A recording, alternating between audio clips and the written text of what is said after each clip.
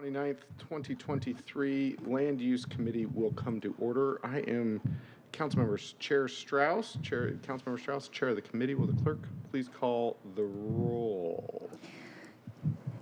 Councilmember Mosqueda. Councilmember Nelson. Present. Councilmember Peterson. Here. Vice Chair Morales. Here. Chair Strauss. Present. 4 present.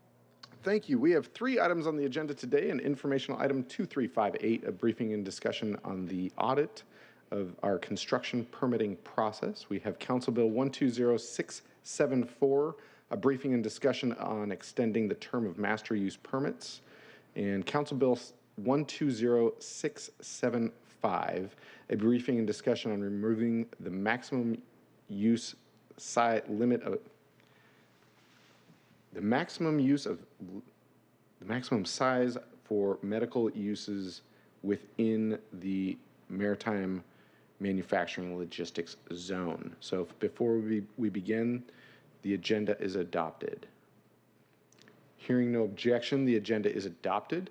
I'm going to do a little bit of housekeeping and then we're going to get into these items. Colleagues, we passed a transportation resolution out of this committee regarding the maritime and industrial zoning changes. My office has reached out to many stakeholders for additional input. We will be presenting the substitute bill for public review as soon as we finish meeting with stakeholders this week, and we plan to vote on this bill on or before our December 12th meeting. We also had discussed a tree resolution within this committee to outline the next steps for our tree protection ordinances. We have worked to prepare a resolution outlining these next steps, and in Councilmember Peterson's wisdom, he prime-sponsored a statement of legislative intent that I co-sponsored requesting further study of the tree protection ordinance. And to quote from it, to ensure that the regulations are advancing the city's goals, OPCD and SDCI are requested to develop compliance and effectiveness monitoring processes and to provide regular updates to the public and council on topics such as, but not limited to, tree removal, replacement trees, preservation of trees on lots undergoing development, tree-related complaints, and other. And the report requested that within attachment 1 to the ordinance, which also has a bunch of reporting requirements due in July of this coming year. This statement of legislative intent is also due in July of this coming year. And so rather than having 2 competing streams of requests and outlining next steps, we're going to pause on the tree resolution until we receive these reports. Then we will formalize the next steps and continue moving forward to continue protecting, enhancing, and expanding our tree canopy in our city. So right now we are in the first of 2 meetings in our quote-unquote December time, because it's currently November 29th. I use December in air quotes. And so, colleagues, as you all know, I like to have bills in committee twice before passing them out. So today is the first of the 2 meetings regarding our 2 bills, the master use permit expiration extension and the industrial and maritime medical use size limits. At our next meeting, we will have a public hearing, and I'll be asking colleagues for you to suspend the rules to vote on a bill the same day as a public hearing. And so I'm prepping you for that today, as well as the next committee meeting is after the Thursday noon deadline, ahead of our final full council meeting. And so I'll also be asking us to suspend the rules to send those bills out of committee to full council past the Thursday at noon deadline. Just want to take a pause right now to check to see if there's any questions, comments, or concerns on that. Councilmember Mosqueda. I thank you. No concerns. Just wanted to say thanks for convening these meetings and apologies for being late at the beginning. Not a problem. Allow the record to reflect. Councilmember Mosqueda, and I believe we have full attendance today. Yes. In addition to all of this work, at our December 8th meeting, we will have a contract rezone and design review board and equitable development initiative board appointments. Today we have our permit audit review This is so this is now the second time that we've had auditors and SDCI in committee. Thank you for being present in October. Thank you for being present today. There are so many other departments that have permit review desks beyond SDCI. SDCI holds the lion's share, which is why I appreciate you all being ready to present how you are addressing the issues outlined in the audit today. You've worked quickly since October to address some of these issues. There's more work to do. And so for the general public, we will be coming back to the Land Use Committee regarding the permit audit with the other departments. They are not ready to present right now because we have been focused on SDCI, who has the lion's share of these permit review desks. That to say, I did meet with every department this week. We will continue to have these meetings, and next year I look forward to going through recommendation by recommendation and meeting with the relevant departments and review desks, because we've got a lot of work to do. And there's a lot of different departments as well as jurisdictions that complicate a process that for every customer in our city they just need good customer service and need to get their permits reviewed and issued in a timely manner. And so this is the work to accomplish those goals. That is the general overview.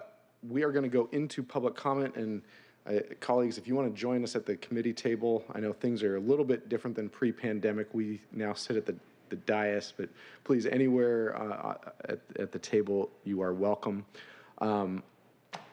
I'm not going to play the video today. I think everyone knows the rules, which is please be nice and speak to an item on the agenda. And so at this time, the public comment period is now open. Clerk, do we have in-person speakers? Yeah, so we're going to go with in-person speakers first, and then we're going to go to our online speakers. And so please just remember to speak to an item on the agenda. Welcome, Sandy Shetler. Great, thank you so much. Yeah, I'm actually speaking to two items. I'm speaking to vesting and also the city auditor's report. So for vesting, I wanted to let the council members know, few may not know, that SDCI has a new program called Choose Your Own Vesting Date, and it allows developers to choose the vesting date that works best for their project. Unfortunately, it also allows them to choose to work in a period of time when rules were not as stringent as they are now. So what we're seeing is, and I can provide addresses and evidence, that developers are submitting very thin paperwork on properties that they don't even own, that the homeowner has not agreed to sell yet, and so they've not designated an authorized representative, and this is being used to extend vesting. How does that affect the average person in the community? Well, the tree service provider registry does not need to be followed. 2 weeks ago, two men in a rental car with paper plates that they printed on their home machine took down a 120-foot fir tree next to a home in the fall line that had a 3-year-old and a 7-year-old playing inside. So when we choose to allow developers not to follow rules that have been passed for public safety and transparency, we are actually putting the public at risk. So this vesting is not a small thing. Extending to 2029, when developers are allowed to use anyone they want, is an issue. Separately, I have something fun for you. I want to thank the city auditor for doing such a good job, and tree advocates have done their own report based completely. Thank you, Sandy. Happy to take your handouts as well. I'm going to move on to our online public commenters. We have two public commenters online. We have Megan Cruz, followed by Steve Zemke. And Megan, when you are in, I see you're there. If you want to press *6, there you are, *6. 2 minutes at your convenience. Megan, welcome.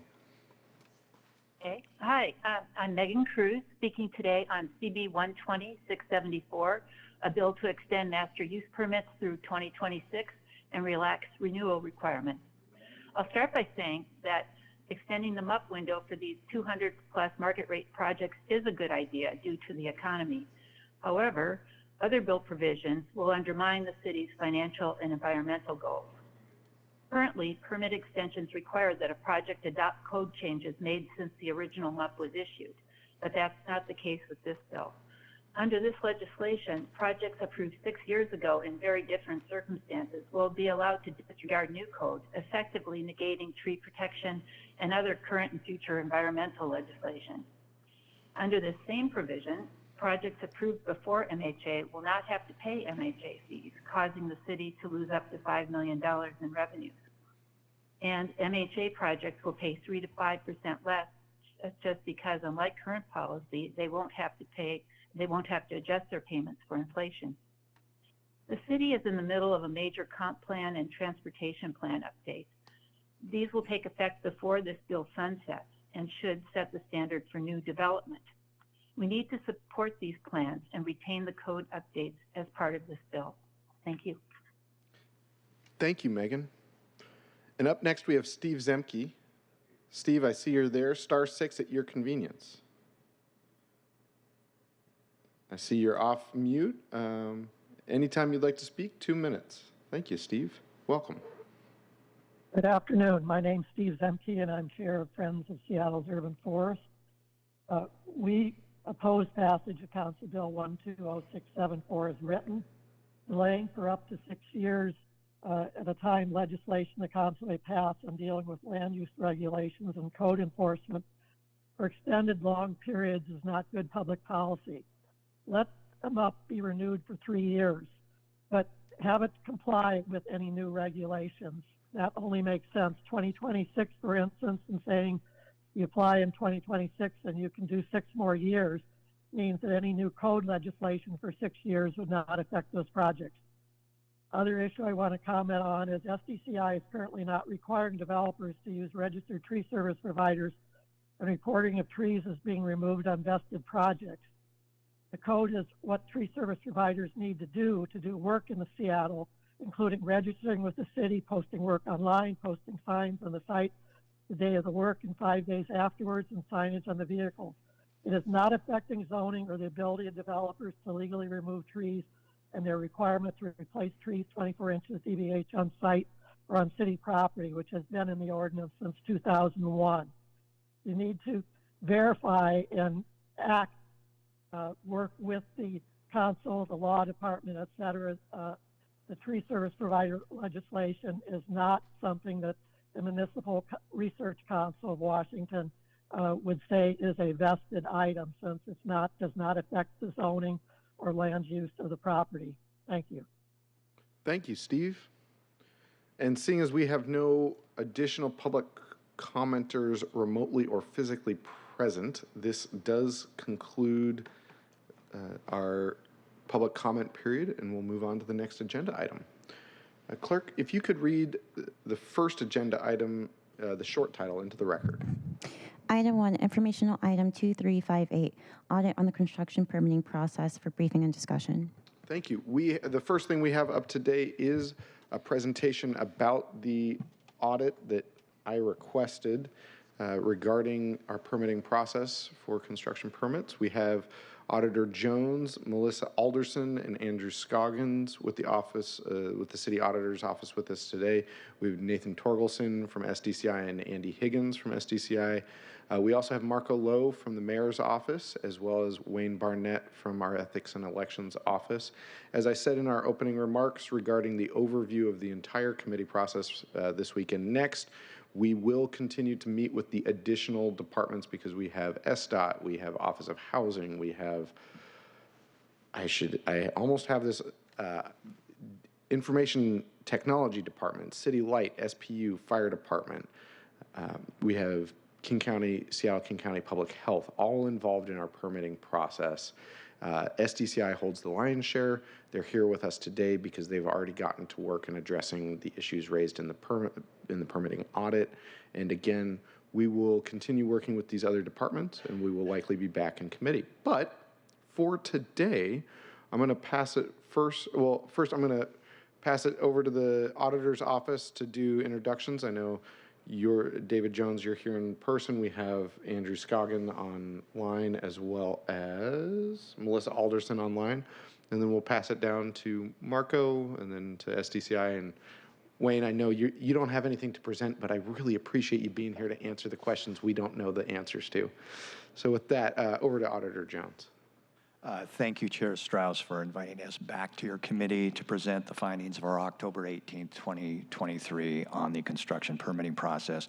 And today, as you requested, we're going to go through the audit reports, findings, and recommendations in more detail than we did during our initial October 20th presentation to this committee. And I'm also glad that we have officials from the Seattle Department of Construction and Inspections, SDCI, are here, and they can share their responses to our recommendations. And I know in talking with Andy Higgins, they've already started working on implementing those, which is a great thing.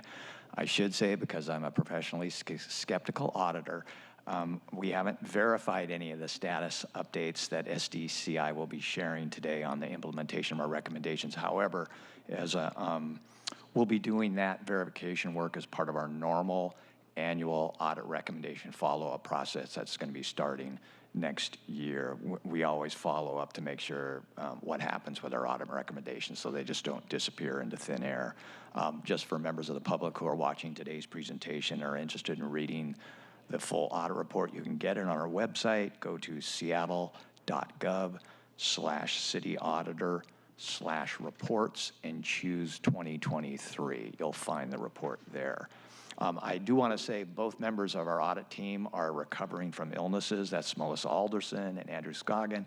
So out of abundance of caution, they're attending remotely.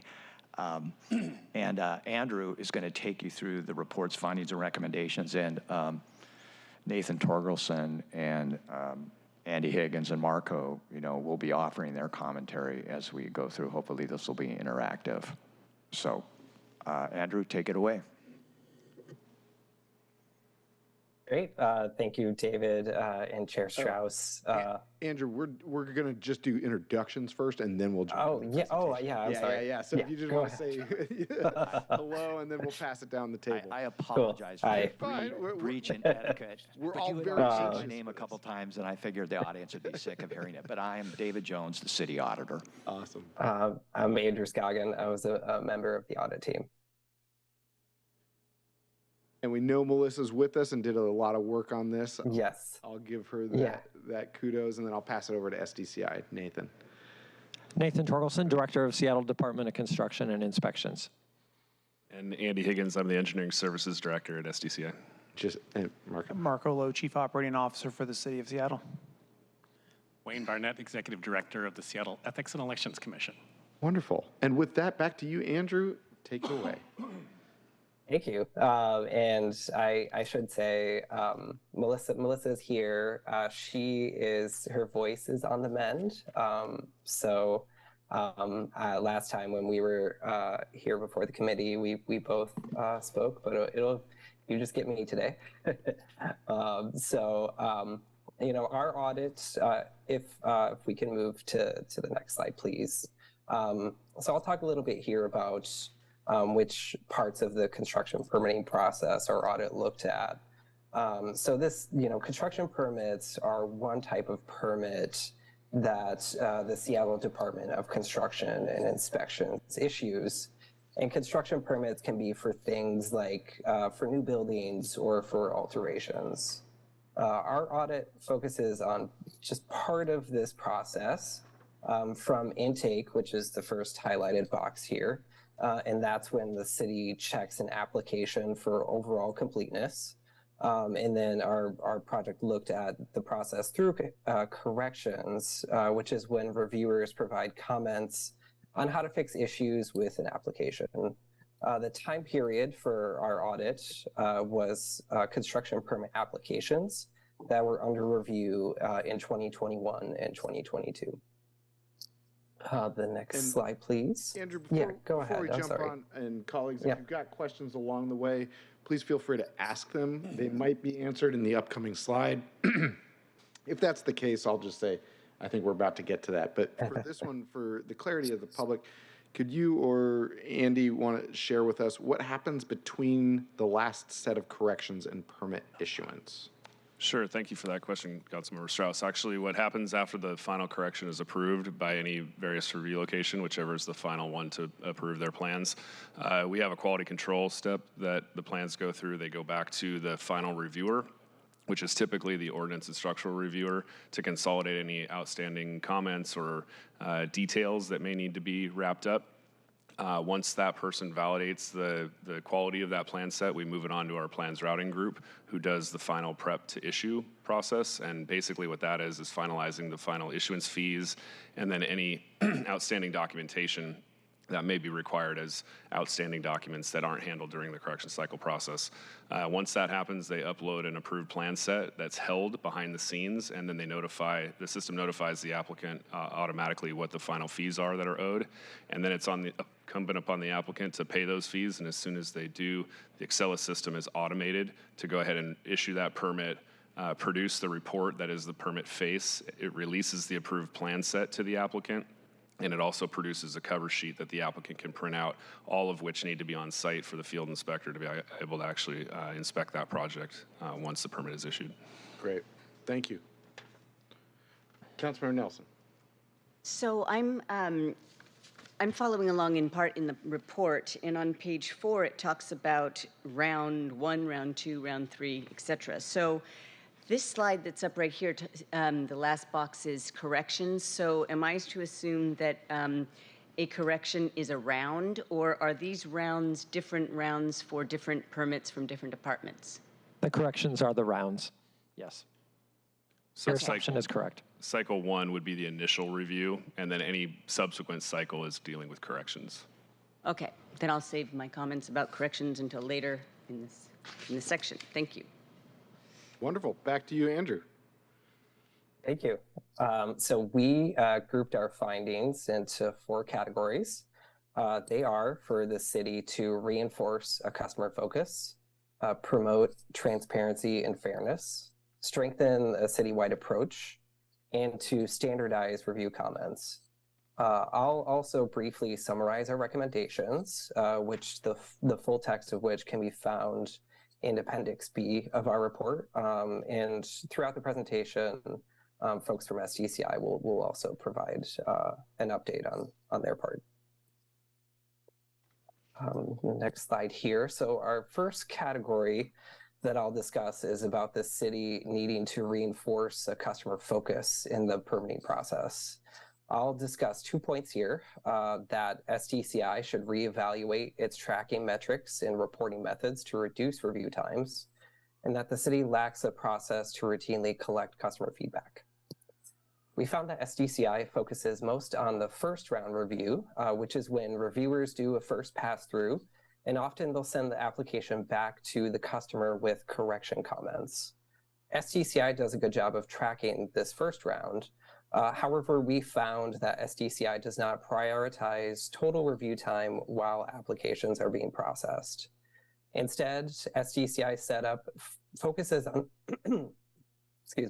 focuses on holding reviewers accountable for how long each individual review round takes.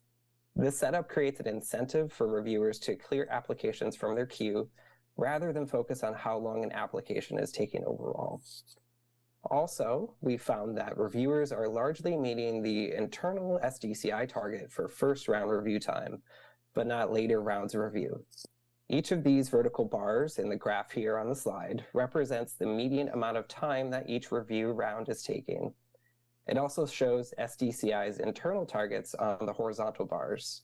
The first round is 49 days, and subsequent review round targets are 14 days. You'll see the first round takes a median of 36 days, which is within SDCI's target, but then later rounds are not within later targets. The second finding here is that SDCI lacks a process to routinely collect customer feedback and may not be meeting customers' needs. Customers are frustrated with aspects of the permitting process, such as knowing who to contact at the city and how long the review process takes. As part of learning more about customers' needs, SDCI should complete a racial equity toolkit to understand the full extent of barriers to the process. Racial equity toolkits are part of the city's race and social justice initiative and can uncover equity impacts. Thank you, And Andrew. I'll pause for a minute here. Yeah, thank you. I think your recommendations here are spot on. I've got a couple questions about the information that you've reviewed, and it's to no one's surprise that we're excited that the first round of corrections are underneath the 49 days. There's definitely, we want to get those other correction cycles down below those 14 days. One of the issues that I've noticed, but I'd love to either have from the auditors team or from SDCI share with me, are all of the corrections from that initial plan set included in the first round of corrections? If not, as there are corrections in the additional rounds, are these corrections that are on that first plan set that are outside of life, fire, and safety? I'll kind of give you the leading point here that I'm trying to make, which is it is absolutely okay to put as many corrections as you want in the first round of corrections. It's not okay to put corrections from the initial plan set, so not on revisions, in the subsequent rounds of corrections. What we're trying to do here is minimize the amount of times that an individual needs to come back to SDCI. So my questions here are all corrections included in the first round, and how many corrections are occurring in other rounds that are not related to life, fire, or safety? Andrew, I'm going to pass it over to you for your initial feedback, and then it looks like SDCI and the mayor's office might want to jump in as well. Sure. Yeah, and I should say here too, if Melissa wants to and is able, seeing as her voice is on the mend, wants to jump in here too. But that was something that we heard about anecdotally, but since we were not the subject matter experts, we felt like it was best for for SDCI to have some kind of systematic way to evaluate whether or not that's happening. And later in the presentation, there's some findings that speak more specifically to correction comments. Sounds good. So did you notice that there were corrections to the initial plan set after the first round? I can answer that. Because we did not do that testing specifically because we did not have the expertise to make that determination as to whether subsequent corrections were necessary or whether they were a result of the customer making changes to the plan set. But as Andrew said, we did hear from customers and from permit reviewers that did happen on occasion. All right, we'll dig into this a little bit more. Marco or SDCI, do you want to jump in here? Take your first shot. Yeah, I'm happy to answer that. So our plan review philosophy training that we give within SDCI, and I can't speak exactly for the other departments, but that's part of the effort is to eventually consolidate the philosophy trainings across the city. It does speak to this. It speaks to the intent of trying to gather all initial corrections through that initial review, right? The substantial compliance with the code is what we're trying to get to. We're not trying to get to perfect plan sets before we issue them. The fact is that, we have humans reviewing these plans, and sometimes people miss things. I know when I was a reviewer, I missed a thing or two, and I learned from the feedback that I got from both the customer and my supervisor when they complained directly about it.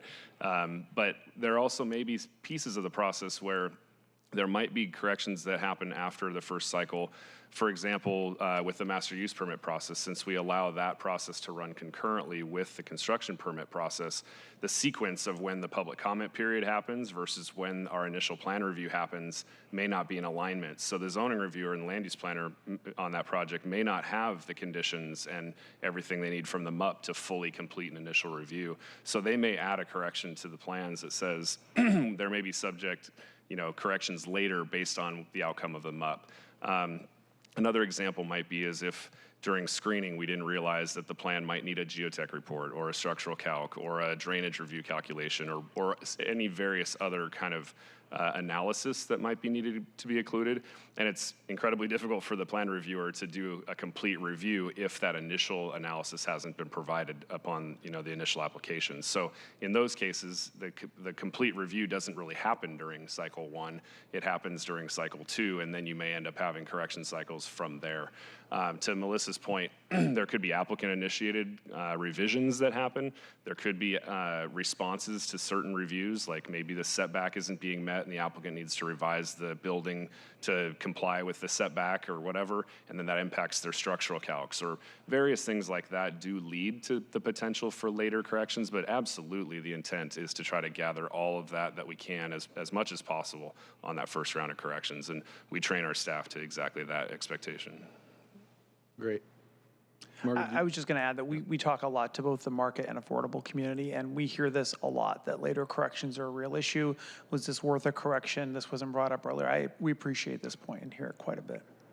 Yeah, and Andy, what I shared with you in our pre-meeting, and I'll share on the record right now, which is that, yes, with those examples that you've just provided, that makes sense, right? And if there are people reviewing permits in our city that are, whether intentionally or unintentionally, missing corrections and then adding later in, again, on the first plan review, if those corrections are popping up later on that are not due to life, fire, or safety, we have to be able to get those in the first round. If we are not able to create, and again, the external variables on individuals, that's their project. But from a city side, from a customer service standpoint, we have to be able to provide the full set of corrections in that first round. If there's a geotech, or if some of these other examples that you're bringing up, we can address those when those are the exceptions. But right now, the sense that I'm getting is that the exception is the rule, and that's something that we have to address. And I appreciate that, and I think the auditor's finding about engaging customers directly and having feedback loops built in, I think we'll talk later about that, but that's absolutely critical, because when those things do occur, to Marco's point, we really need to know about it as it occurs so that we can address the specific situation. If it's a particular individual that's repetitively doing that, we need to address that with that individual. If it's a team thing or a training issue, we've clearly got to address that. But when it's anecdotal feedback that it happens all the time, it's really difficult, because we hear the same thing, but yet when it's not identified, I'm not sure what we can do about it in that moment.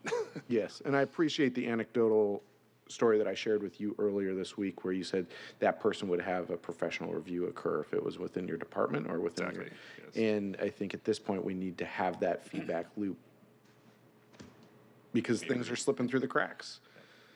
I won't make a dad joke there. Councilmember Nelson. Oh, I was on the edge of my seat. I completely agree with you, Chair. And I come at this from also as Chair of Economic Development, because I hear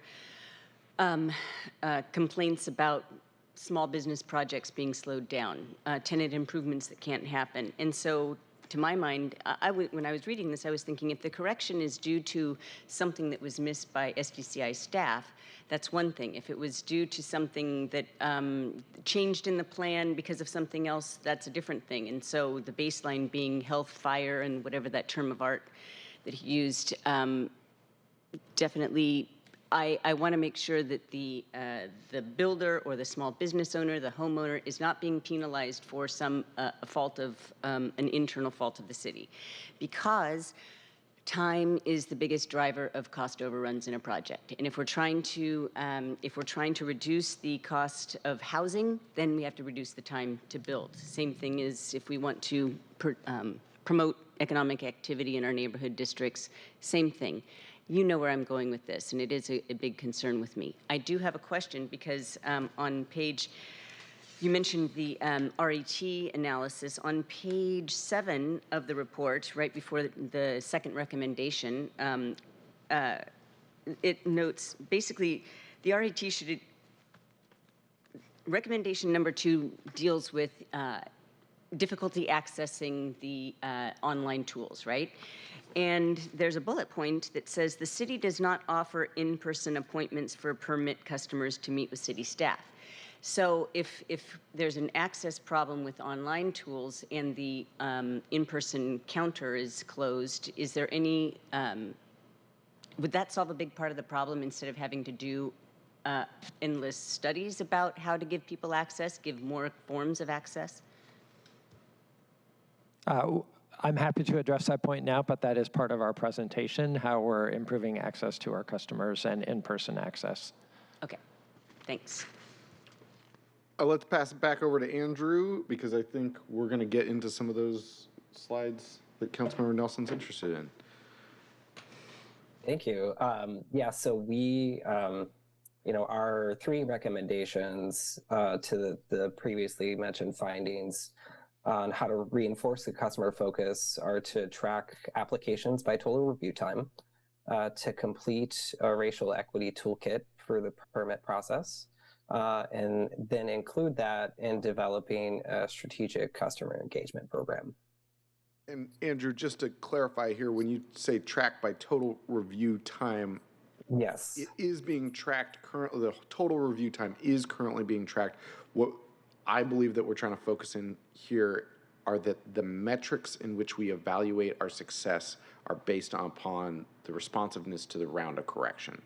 And what I'm hearing from you is that we need to be more mindful of the entire process rather than the segmented process. Is that correct? Yes. Yeah, that's correct.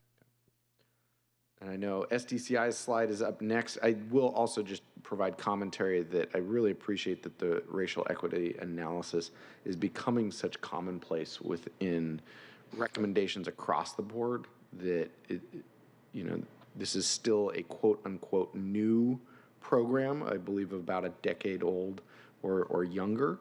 And every time that we go through these reviews of how our city's working, this comes up as how we should be leading this work. So I appreciate that, Andrew.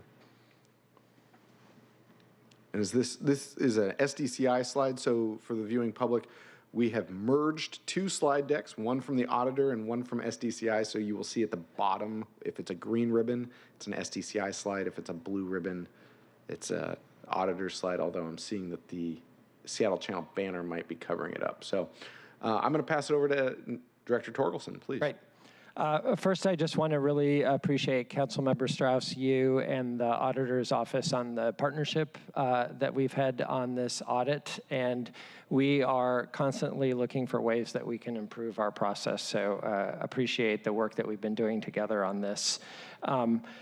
I have told my staff that this audit is a top priority, and just want you all to know, council members, that we take this very seriously.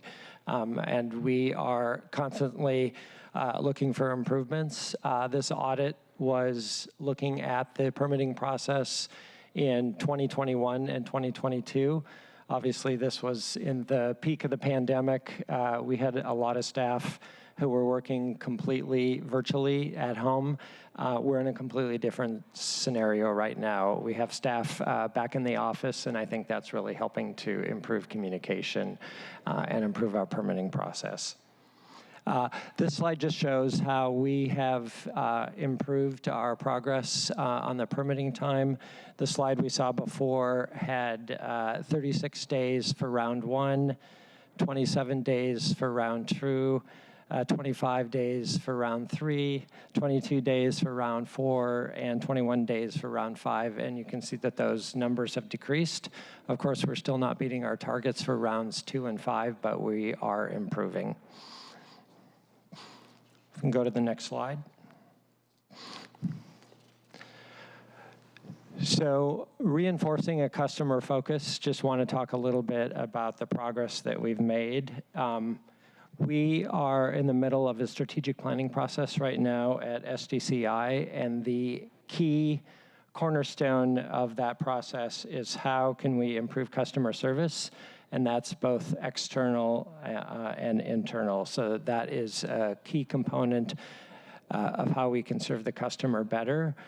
We know that a lot of customers are accessing our virtual applicant service center, and we have really high ratings on that, but we know that we still have customers who are getting lost in our system, and those are the customers that we need to reach.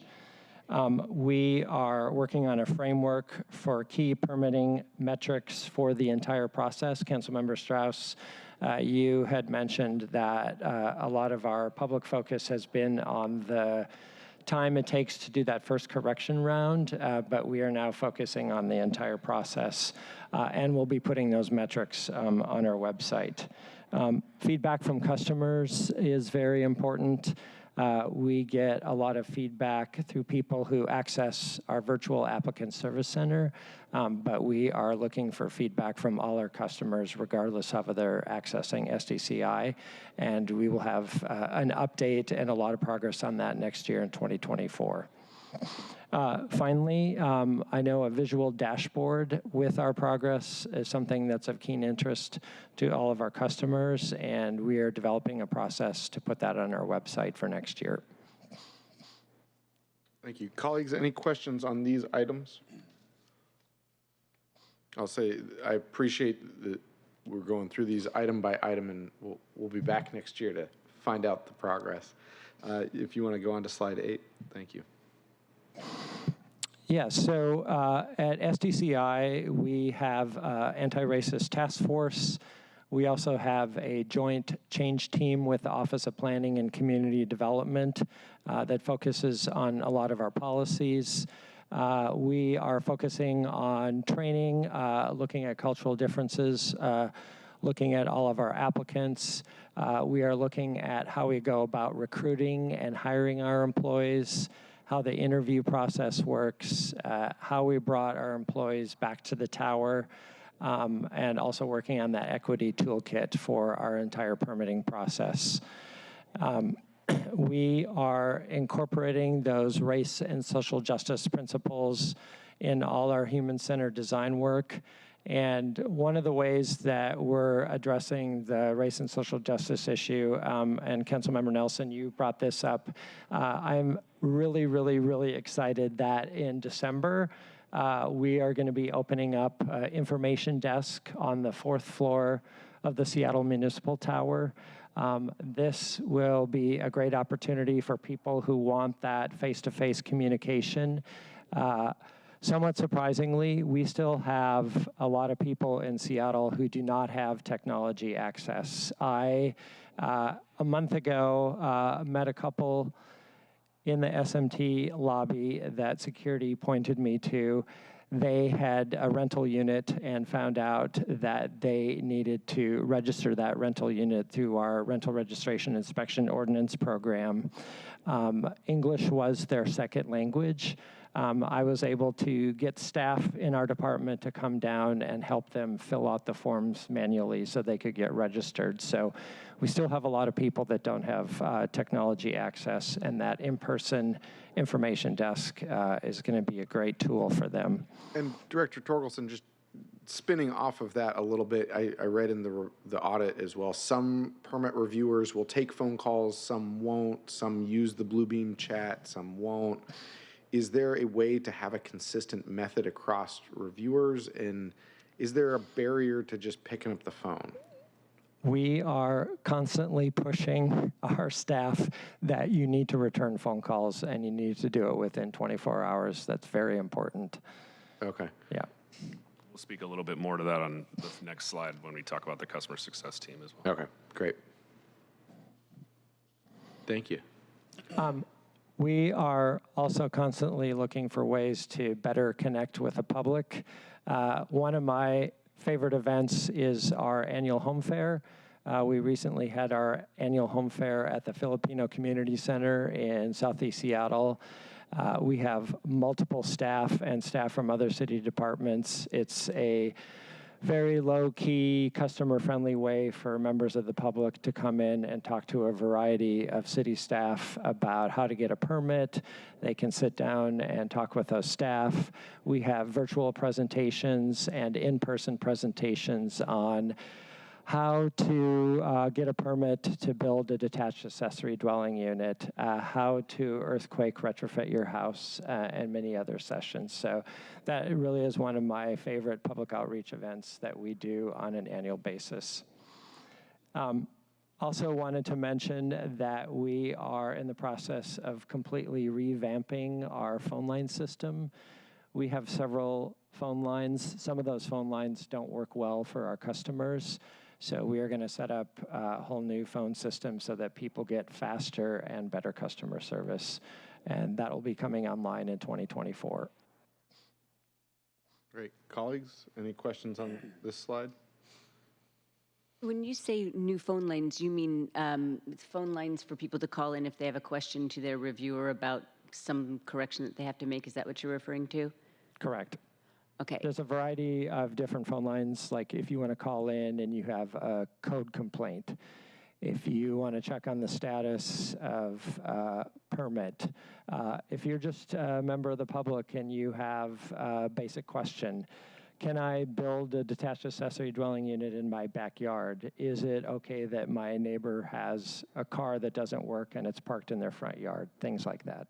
Got it. Well, I am really glad to hear about the fourth floor, what did you call it, the customer service desk, because even if one does have computer and internet, sometimes people just want to talk to a human so they can ask a follow-up question. And so offline, I'll just talk, I do have some questions about how many of your staff are back in the office so that if somebody else can answer a question better than the person that's right in front of them, if that's possible, but that's a different topic. That's Thanks. absolutely part of that plan, is that we can bring staff down that are up yeah. in the Seattle Municipal Tower, can bring staff down to help those customers if that person at the SDCI desk is not able to assist them. Great, thanks. And also I should mention that SDOT's street use section will also be joining that information desk early in 2024. Because a lot of times permits involve a street use permit and a building permit. That's really great, because I also am a paper person where speaking to a human is easier for me than trying to navigate a chat or a chat bot or anything like that. So that in-person connection really is important, and I appreciate you getting that office reopened. Marco. Well, another thing we hear a lot from the community is the back and forth, because you say something and how long does that person have to respond versus when you're in person, it's an immediate discussion and you can cover a lot of ground very quickly. And that's the bit about picking up the phone, right? Can a phone call resolve a round of corrections, right? Like, if you're in the second round of corrections and there's a couple issues, rather than making your best guess resubmitting for your third round of corrections, if you can get on the phone with the reviewer to say, do I need to go left? Do I need to go right? Do I need to go up or down? This is the type of customer service that we are trying to create so that we can get permits issued faster. We want to meet customers where they're at. The chatbot that you all mentioned, that can convert to virtual phone calls, so you can actually talk to someone over a screen. We know we have many applicants who love that feature and don't want to drive downtown and pay for parking, et cetera. So we try to meet people where they're at and what's most convenient and most helpful for them. Wonderful. Andrew, let's go on to the next slide, still with SDCI. So yeah, we've got one more slide here, and just a continuation of what Director Torkelson was talking about our revamped customer phone lines. We have a multitude of phone numbers, and really the phone tree has just needed to be redone for a long time. So this is our opportunity to revamp that, and in alignment with that, we're going through a strategic realignment process along with our strategic planning process that's actually going to put together a customer success team in 2024. And this team is actually going to be made up of various parts of the department that already exist, but then kind of reassembled to provide this end-to-end customer service that we're really talking about. Basically, we allow application facilitation for everything pre-application, status checks and facilitation during the permitting process. So if something appears hung up or feels hung up, that they'd have someone to contact and go to. And then next, it also talks here about using those continuous feedback loops for customers to prioritize investments and ongoing improvements.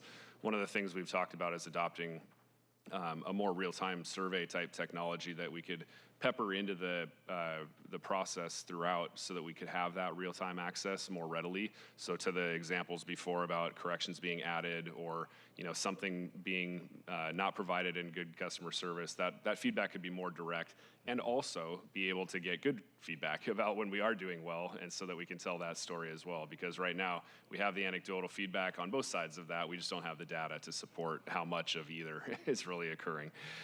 So we definitely want to get that in place as well in support of our human-centered design efforts. Providing internal training, ongoing coaching and support. Director Torgelson talked about that. We definitely have expectations around what reviewers should be picking up the phone on call, immediately. And other reviewers, we ask to not interrupt their review if they get a phone call.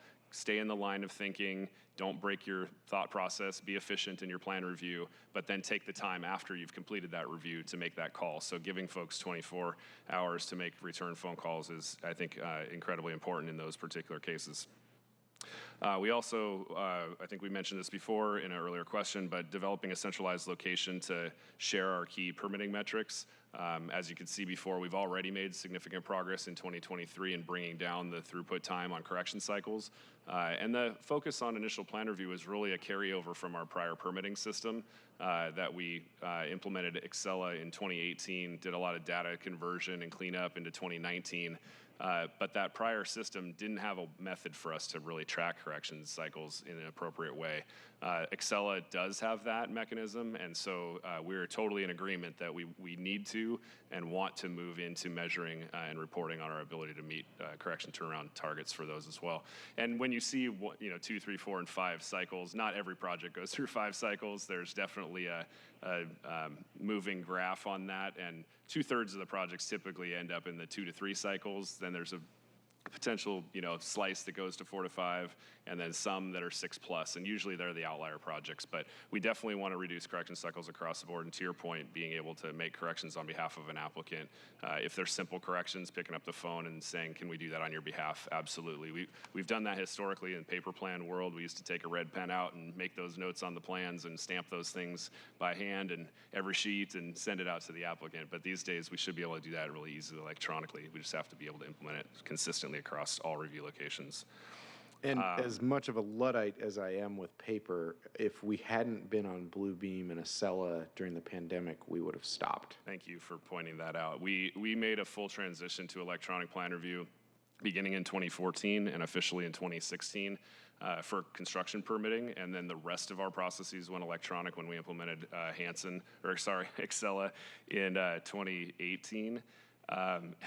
We did that thinking about an earthquake situation and being prepared for a natural disaster of that kind. Thank God we did it when we did it, because when the pandemic happened and the emergency order hit in March of 2020, we were literally able to send everybody home and not skip a beat in terms of our ability to do plan review and processing of permits. So it's really important that we were able to continue doing that work while also realizing that those that don't have the capability or the tools or the resources to be able to do that easily, that we provide resources to support them as well. And then lastly, the thing on the last bullet on this slide is really to ensure that decision-making and accountability are clear and that escalation points are also clear. We do have documents on our website that talk about escalation points, and if you are an applicant running into a concern, who to contact, but making that more transparent and clear. And if someone doesn't know where to find that, if they can pick up the phone and call, and our staff and our customer success team can point them to that resource and get them to the right person more quickly. We really want to shorten that time frame from that initial contact and inquiry to the resolution of their issue.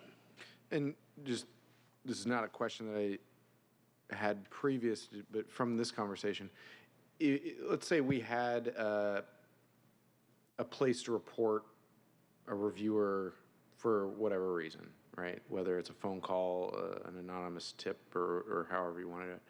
How are we understanding if it is the same review desk or the same reviewer time and time again, not including, and I'm going to go back to this example because it's the simplest, not including all corrections in that first round? Because if I am an applicant and I go through this experience, I don't necessarily know, I don't see that pattern, but how are we going to catch for that? Yeah, I think the tools are going to be critical in that, and what tools we adopt to be able to insert that feedback mechanism into the process is going to be key. We're aware of some tools on the market right now that will allow you to tie that to the record number and to the review task that's associated with that. So we would know inherently with that record number, the review task, and when it was issued, who the reviewer was. So anonymous feedback could come back, but yet we could deduce where that feedback was to be directed. So there's ways that we could do that, directly and make sure the customer gets feedback about what we've done with that. And there's also ways that we could potentially do it anonymously and be able to gather that feedback more holistically. Ultimately, we would like to see other tools in place that might be able to do that before we ever issue a correction to an applicant, but I don't think technology is far enough along yet to get there. Fair enough. I have a question about why are we talking about anonymously? Is it because if one is a frequent user of your permitting services, is it because people are afraid of identifying problems because the next time they go to do a project, it might be slowed down? Is that why you're referring to the importance of that? So we have heard anecdotally that people are afraid of retribution, and that's something consistent across the industry. I hear that through my colleagues and through WABO and other jurisdictions across the state. I haven't personally seen that happen, but I know that there are applicants out there that feel like that could be an issue. And so whether providing that feedback directly and putting their name associated with it, or whether providing it anonymously and giving them that sort of outlet to be able to give that feedback and not tie their name to it, I think both are important. That makes sense. Thank you. Thank you. Clerk, happy to go on to the next slide. Back to the city auditor. Thank you. So our next category here is about transparency and fairness.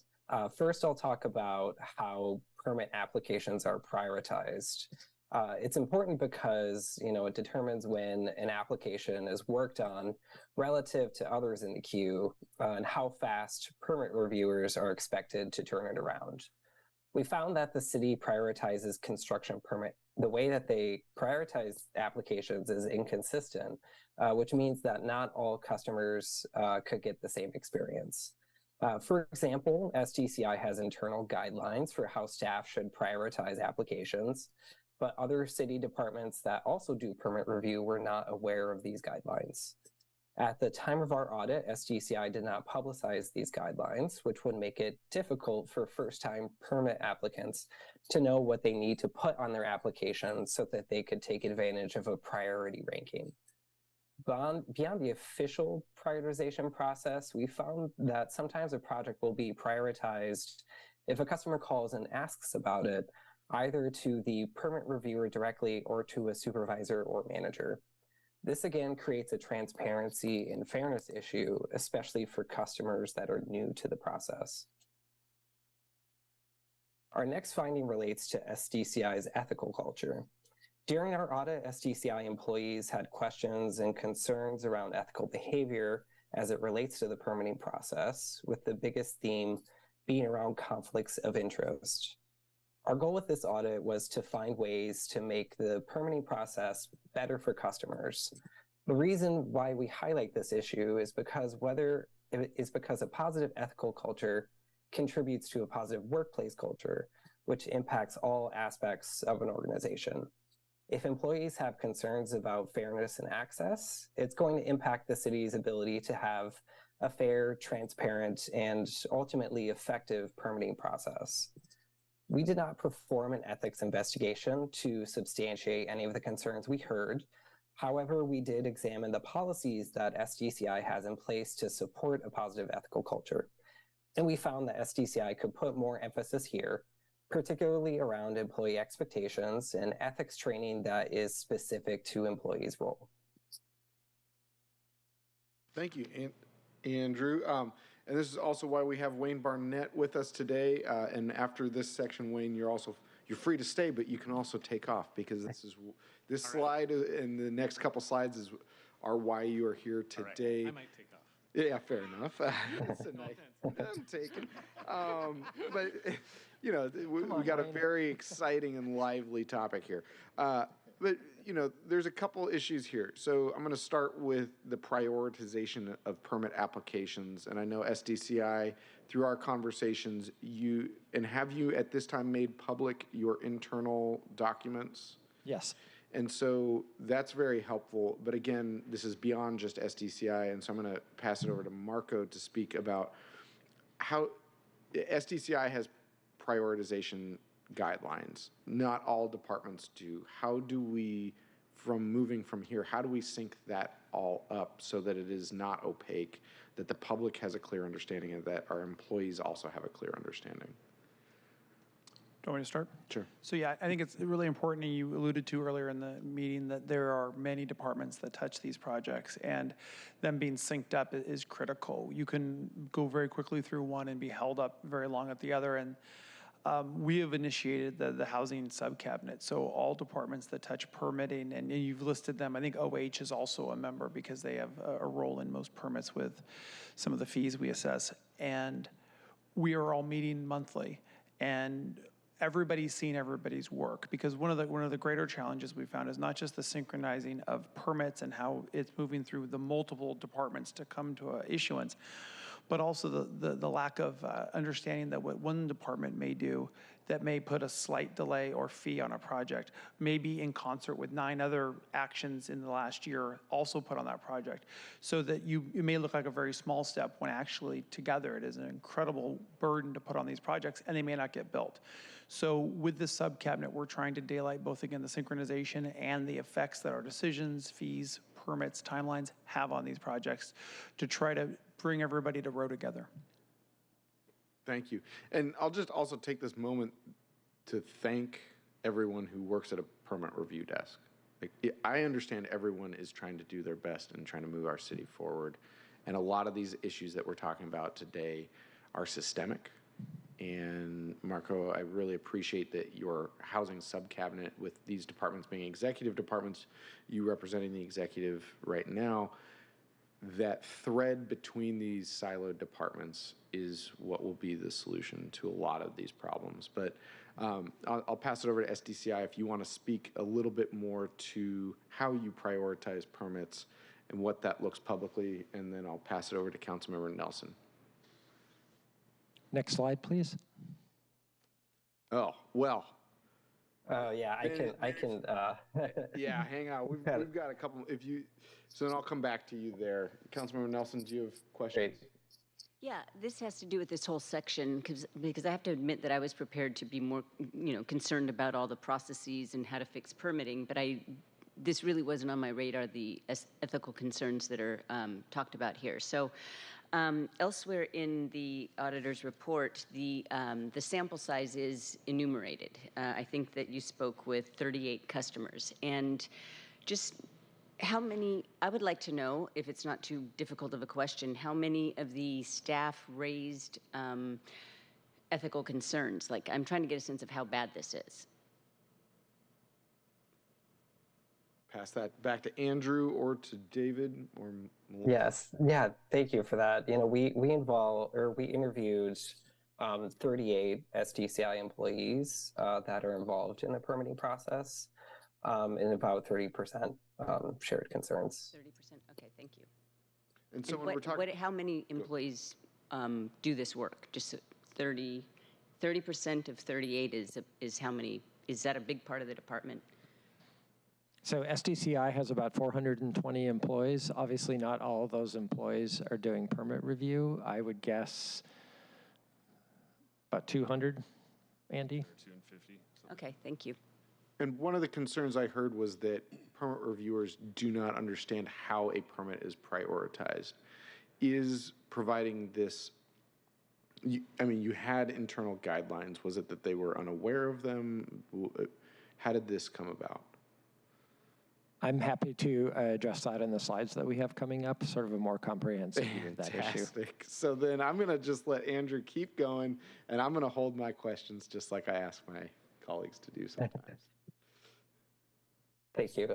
Yeah, I'll wrap up our part of this section here with our recommendations, which is that SDCI should review and formalize how they prioritize permit applications and communicate this to customers, and also that SDCI should evaluate its ethical culture and make any needed improvements. In the next slides, have more information from SDCI. And before we go there, this is where I'll jump over to Wayne. Wayne, in these conversations that we've had about there was not an ethical investigation here. Yes. This was an audit on our permit review system. Yes. One thing that I've heard you say, and maybe you can explain it in a better way than I'm going to try to regurgitate it, is that an action might not be unethical if there's not a policy prohibiting it, but the action might be something that raises eyebrows, a gray space, if you will, between what could be perceived as not above board, but is not outright unethical because there's not a policy or a rule against it. Can you speak to this gray zone? Yes, I understood a little better. Could you just try one more time? Sure. Oh, yeah, so if there's something that I don't think people should do, right, but is not against the rules, there's a gray space in ethics. Can you explain how that might work in the real world? And I look at I'll use secondary employment as an example. If somebody has a second job that could touch their city job, if it's not explicitly disallowed, it might not be against the rules, but it might raise some eyebrows. Yes. Yeah, I just think, I think it goes to prioritization. It does sound like, I think that's where a lot of it comes up, this concern about ethics. People wonder, why is that project getting preference and mine is languishing? So I think this is also an area where, people are at SDCI because they really need a permit. I mean, they've got all kinds of people lined up, and it's very critical to them. So I think with those are two things that really make it possible for people to jump to bad conclusions.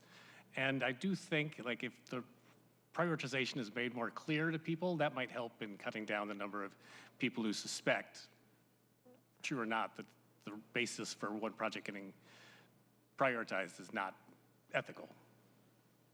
Sure and fair. And so you do not have ethics complaints outstanding at this time, is that correct? Not against SDCI, no. Fair enough. Not against SDCI, fair enough.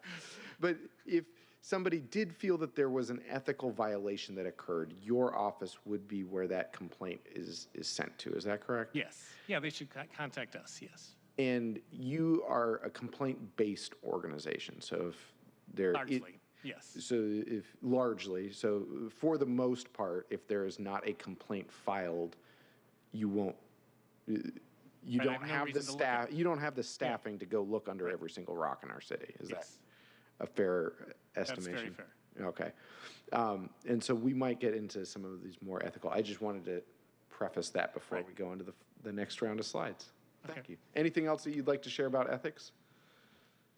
Not particularly. Okay. I'm just happy to be here. Fantastic. Clerk, happy to move on to the next slides. And we're back to SDCI slides. So a lot of discussion about the permitting prioritization guidelines.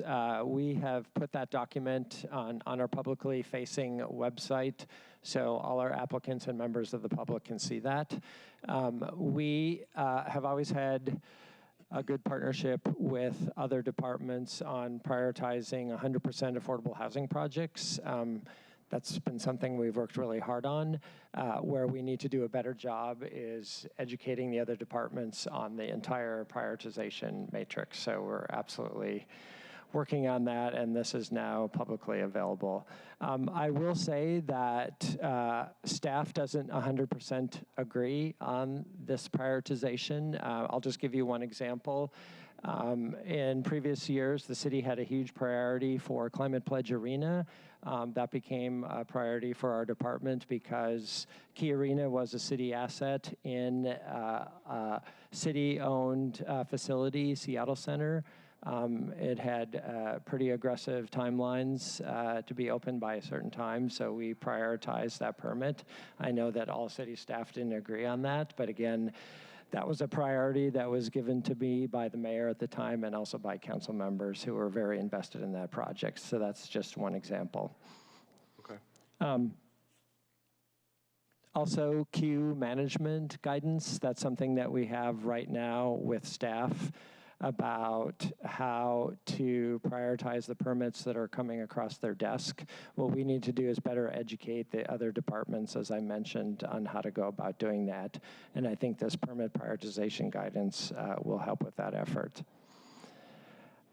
Some of the other ethical issues I want to talk about, financial interest statements, and we can go to the next slide.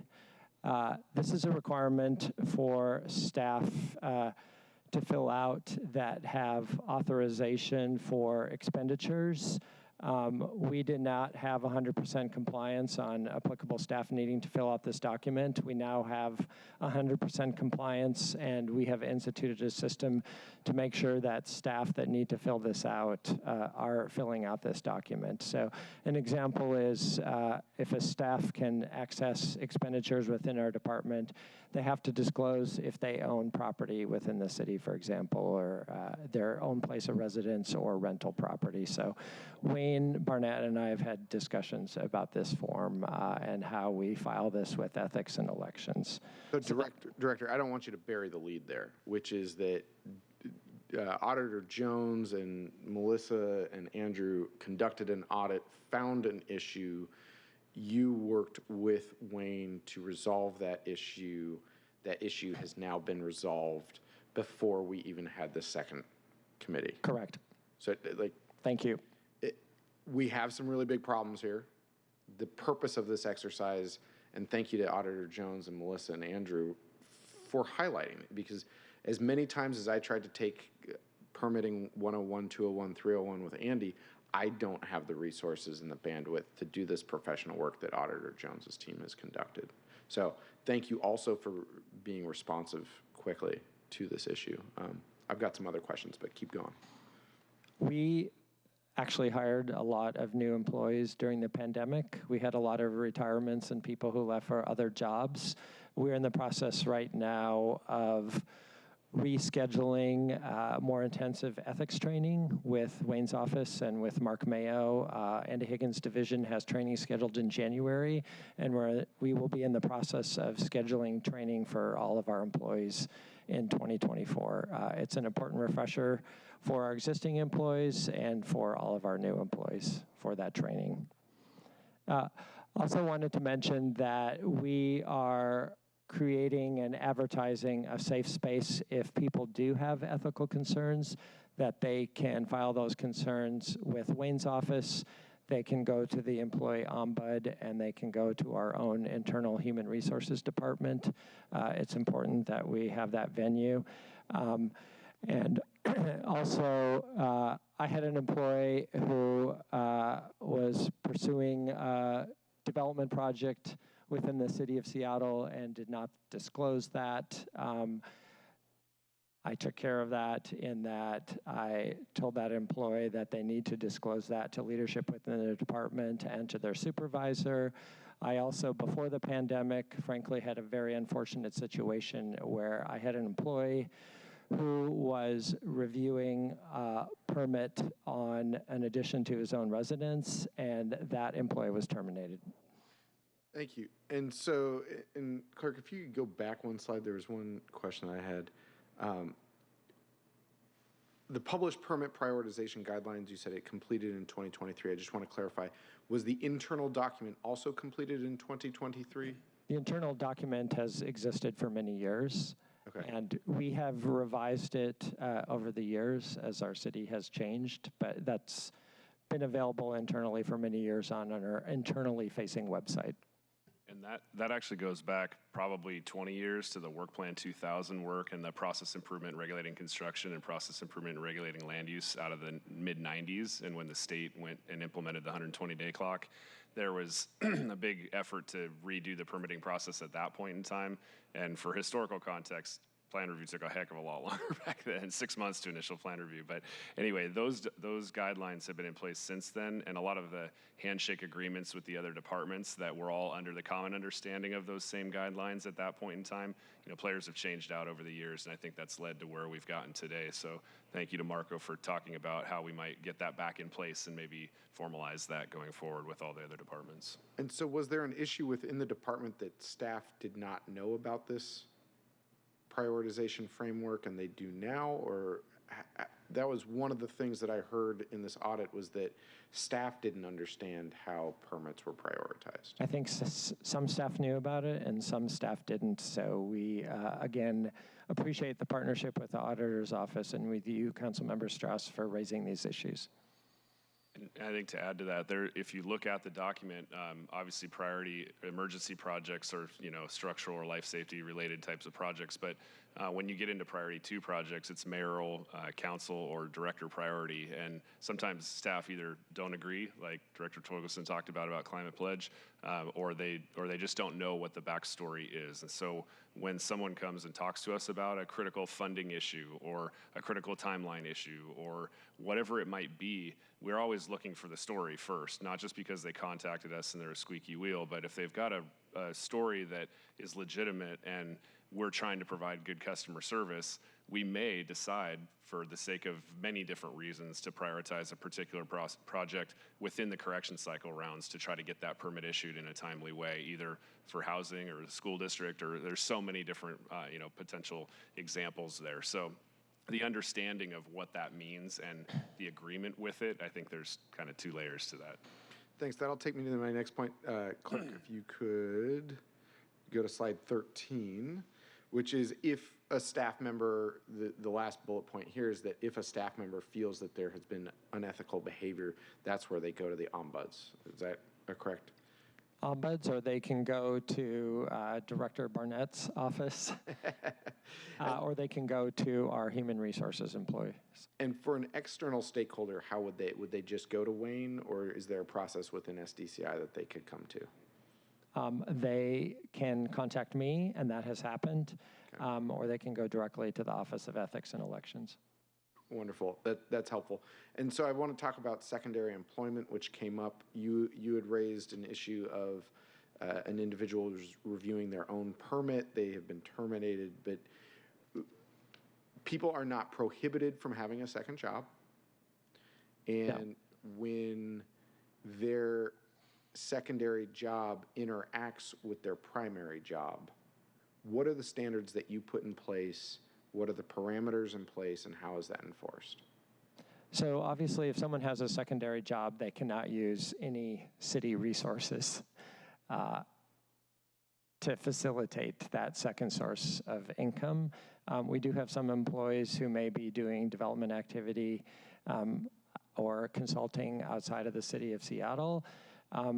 We have a couple of employees who may be doing development within the city of Seattle. I have talked to Wayne about this extensively, and the guidance there is to be above board about it, to disclose it, and if possible, if you have a partner in that activity, use that partner's name.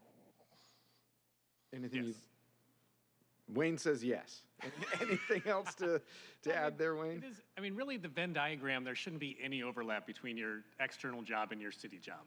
If you're at SDCI, you shouldn't be contacting SDCI on behalf of one of your clients to help them get a permit. That's just not allowed. So, yeah, you can work in Renton, you can work in Kent, but by God, stay away from the city of Seattle. So, if you work at SDCI, you should not be working with permits that are coming through SDCI. Right, exactly. That seems very clear to me. It does, yeah. Yeah. It's not very hard to understand, but yeah. And when people run afoul of that, I think Nathan's been very good about, taking personnel actions that mean that I don't have to take anything. So, yeah, once somebody's been fired, I don't really see there's much of a role for us anymore. So. Right, but I think that the point that I'm hearing very clearly is that if you work for the city regarding permit review, you should not have a secondary employment that touches permit review within the city of Seattle. Right. Okay, that seems very clear to me. Exactly. And so do you have a question? Yeah. Sorry, I'm like looking over here. Jump in, come on. Well, what kind of jobs, secondary jobs, are we talking about here? If they're not, if they're not a permit reviewer. I mean, can you just sort of contextualize, like, are these builders that are also working at SDCI? What are we talking about? We could have an employee who is doing a development project in Everett, for example, or they could be a consultant helping a home builder in Bellevue, something to that effect. Providing code development advice to a client outside of the city of Seattle. Yeah, we also employ a lot of licensed structural engineers and geotechnical engineers and architects and things like that who may have business, entities outside the city and do permit applications in other jurisdictions. But doing that inside the city of Seattle, they've been trained over and over again by Wayne's department, for particularly engineering services, who employs a lot of those employees, that's the line that they can't cross. And so when we have had that happen, and we have a handful of times over the last 15 years or so that I've been overseeing engineering services, they've been dealt with swiftly. And to Nathan's point, we've had multiple terminations in those cases. So. Okay, well, thank you for that context, because I'm going to go out on a limb here and suggest that that kind of expertise is good to have around. It was mentioned that there was a lot of turnover after COVID, and you lost, staff left, and a lot of those people had a lot of experience in the field, a lot of years looking at projects and different ways of interpreting the application of the code. So I just wanted to note that I think that it could be good, as long as there is not the ethical issue here, that we should embrace having somebody with on-the-ground experience, if that is, because that helps the department understand the specifics of different sites, and also that really practical knowledge is a positive thing. I'll just want to put that on the record. And we have employees who leave our department and will come back at a later time in a consulting role. Ethics and Elections, again, has very strict guidelines on how long you have to stay away from city business before coming back. Vice Chair Morales. Chair. Yep. Yeah, thank you. So I've heard lots of agreement that a bright line is or should be that if you have the second job and your projects involve permitting in the city, that's not okay. So we should not employ those folks, or should not be allowing them to have that work. They can have projects in other cities.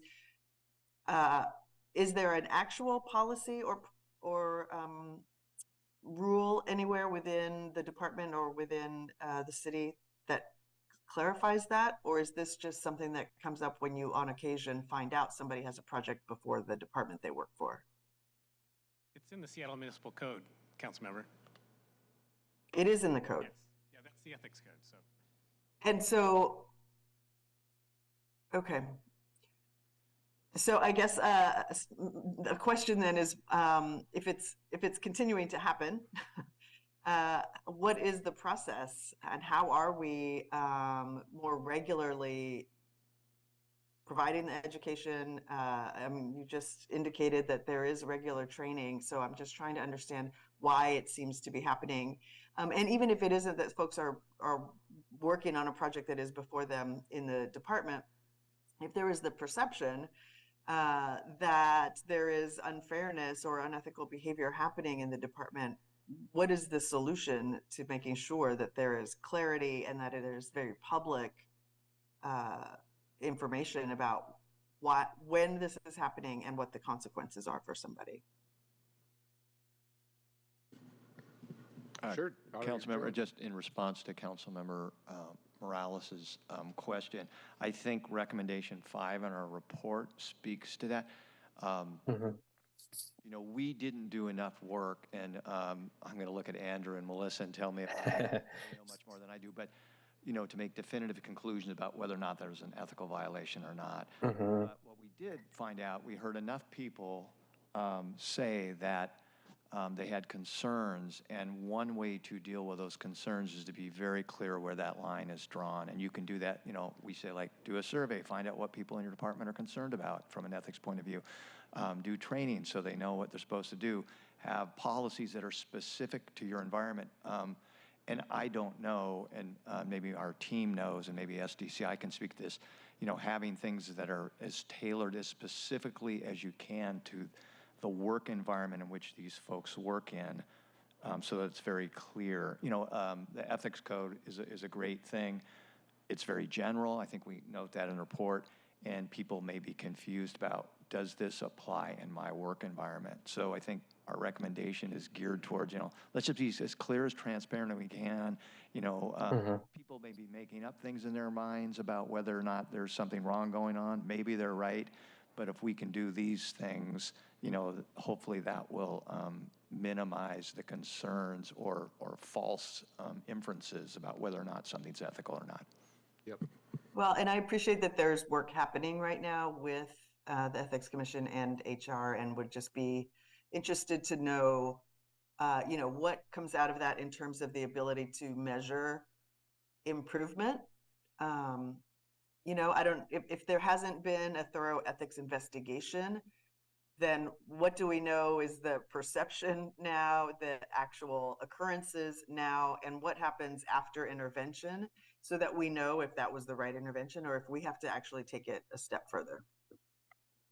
Andy. So I was actually going to make a comment just about that too. And unfortunately, around the transparency around HR actions, if we do take action to follow up on something and terminate somebody, we can't go telling everybody about it. So it's sort of a catch-22 where people don't really know what the follow-through was, and our hands are kind of tied by the confidentiality requirements of those HR processes. So again, doing our best to try to clarify and train, and when there is a gray area question, it's always the recommendation to go talk to ethics and elections and either disclose if it's your situation or ask the question and maybe initiate an investigation if not. I mean, we're more than happy to investigate any kind of complaint that comes across, and obviously we have and dealt with them when they have. But again, it's really hard to deal with the perception, especially when you can't give them the follow-up about what the outcomes were in situations that were egregious. So top line from here is, if the public or an individual of the public believes that there is an ethical violation that is occurring, that it is best to either go to Wayne Barnett, the Director of Ethics and Elections, or to Director Torgelson, the Director of SDCI. Or I guess you could either email me or Marco too. I guess maybe I shouldn't offer Marco up to the public. My emails are publicly available. And that's really helpful, because that does create a clear channel.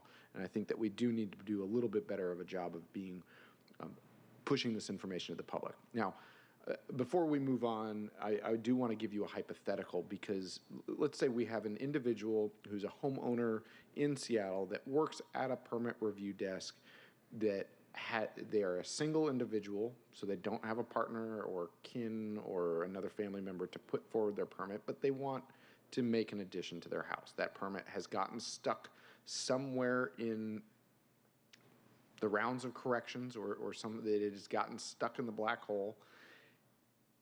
For them to make a phone call to inquire or send an email to inquire, is it that they need to go off of city property to make a phone call from their personal device at lunchtime?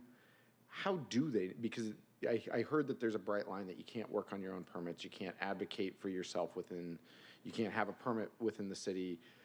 But there are instances where that happens. So what are the best practices there? I should make clear here first, you can work on your own permit because you as a homeowner, that person in your hypothetical, they can't rely on anybody else. You have to be able to put your own permit through because there's no other alternative. What you can't do is represent somebody else. They can't be out there selling their services to get that done. So you can't help somebody else, but of course you can handle your own permit. But I think the second part is you really should not identify yourself as like, hey, it's Ted, I'm calling from three doors down, could you help me out? So you shouldn't do anything that would make it look like you're trying to get a shortcut. So you should go outside and, call from the lobby, for Pete's sake. So, yeah, personal cell. Sure. The other training that Wayne has given us is that if you are doing that, disclose it to your superiors and to Wayne, get that in writing that you've disclosed it, and then not be a part of the review process either, because you can't be involved in reviewing your own house or inspecting your own house, and you should keep your name as far away from that as you can. But you're right, people are going to own homes in the city, and they have to have a way to obtain a permit. So for city employees who have a permit within the city, the best practices are to alert your supervisor, alert Wayne, take it on your lunch break, take it outside of the office, go to the Columbia Tower lunch zone. There's great chairs there. I know I've used them in the past myself.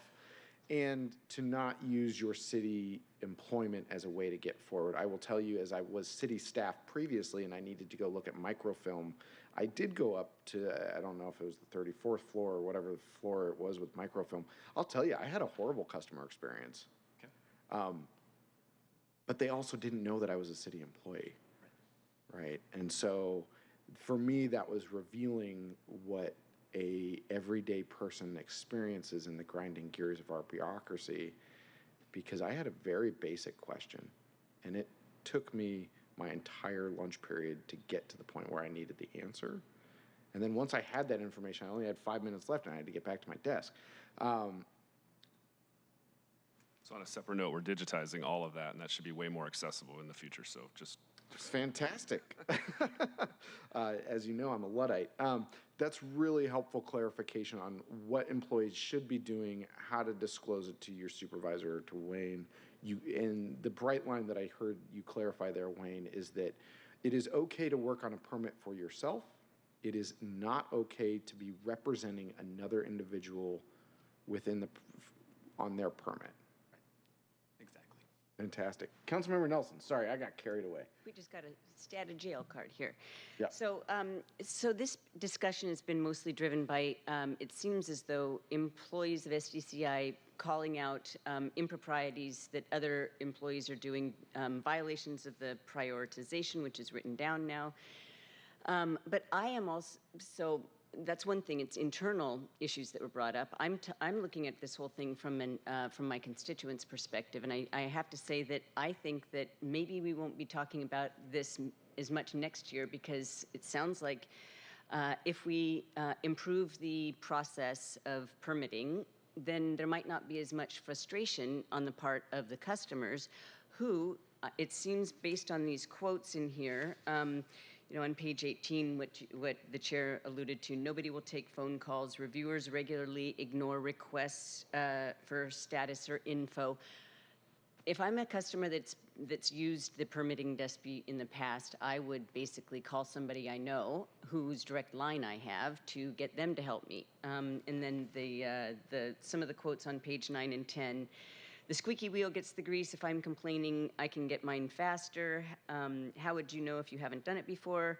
Such and such manager is great because we call them and they can push things through. These are manifestations of frustrations with the process. You know, corrections that go on endlessly, not because of the fault of the customer, but because something was missed in a previous round. So I do want to point out that thinking positively that some of those, and it seems like that's what's engendered some of this perception of unethicalness, because somebody's helping somebody out and somebody's skipping some step or using some kind of influence.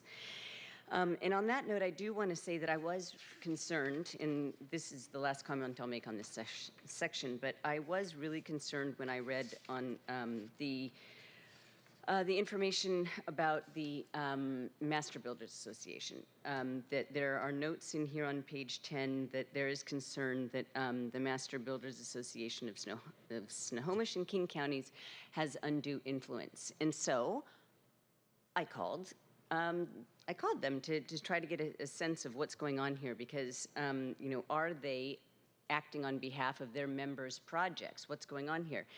And it was explained to me, and I saw one of the last, an agenda from the, I think it was July. It seems like these are regular meetings with people from the master builders that give the department input on what's going well and what isn't, and if there's a change in a regulation, how is that impacting building on, you know, the real life experience of trying to build a home or a townhome. And so I wanted to mention that because when we talk about getting customer input, like them or not, they build most of the homes and townhomes in the city. So on the one hand, having their experiences their input on what is going well helps everybody, I would like to say. So this is some of the feedback that I got from just talking to them. Obviously, that's their side of the story. But I just wanted to say we don't want to lose sight of the value of customer input from whoever it is, because that helps. That's my point. Oh, and in here it says, in particular, the Master Builders Association, that they're big developers. They're numerous developers, but they're not the big downtown people, or, they're homes and townhomes. Can I Anyway. add on to that question there, which is, what I read in the permit audit is that this concern was specifically about SDCI meeting with the master builders. Can you share with me, do you meet with other stakeholders as well? Councilmember Nelson alluded to it. It sounds like these meetings are not about specific permits, rather about the industry as a whole and your connection. Are there other groups that you meet with? Is this a regular meeting? Is this an ad hoc meeting? And what is the purpose of these meetings? Thank you, Councilmember Strauss, for that question. We are here to serve the public and people who want to get permits from SDCI. We meet with a variety of groups. Yes, we meet with the master builders. We've met with AIA. We've met with the Downtown Seattle Association. We've met with the Chamber. We, for a long time, met with BIPOC developers who are going through the design review process and how we can better serve that constituency. That's part of our job, is to reach out to the public and to meet with the public. And so are these regular meetings? Are they ad hoc? Some of them are regular and some of them are ad hoc. Yeah. I was going to add, we also meet with HDC regularly on the affordable side. And Thank you. The counterpart to our housing subcabinet is a group that we have builders from towers to townhomes, the affordable community, and they meet with department directors as well. So the directors hear what their impact is on these builders firsthand. Thank you. Yeah, we also meet with the Port of Seattle and with the Seattle School District. The school district obviously is constantly getting permits through their capital levies. And they're constantly asking for departures because they haven't given us the list of the things that they need changed in the code, if you're listening. Andrew Scoggins. Could I just sure. close by saying one more thing? Wait. I think there's very little confusion about the rules on this. I really do think. I mean, I'm not sure what your experience has been, Nathan, but I think the people who you're terminating likely knew they were doing something wrong. I don't believe there are many people who are surprised to hear they shouldn't be trying to get a permit through their own department. So, maybe I'm wrong on that, but I'm pretty sure that's pretty well known, so. Fair enough. Agreed. Andrew, I saw you had a hand up. Yes. So I should clarify that by, highlighting this in the audit. We're not saying that meetings with the Master Builders Association should occur. This was something that came to our attention because employees were concerned about, how it might be giving more access or advantage to applicants with more experience or more resources to advocate for themselves. And so, that's why, we recommend that SDCI be strategic about how it engages with customers to ensure that it's making decisions about the permitting process that reflect the interests of all customers. Thank you. That's helpful clarification. And Andrew, if there are employees who have these concerns, it sounds like the correct way to address this is through human resources, the employee ombud, or through Wayne Barnett in ethics and elections. Well, thank you. Shall we move on to the next slide?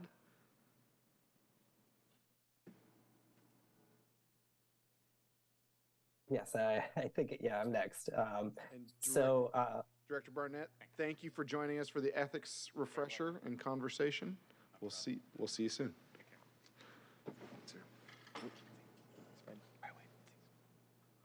I'll talk about the next group of findings here about how there could be a stronger citywide approach to the permitting process.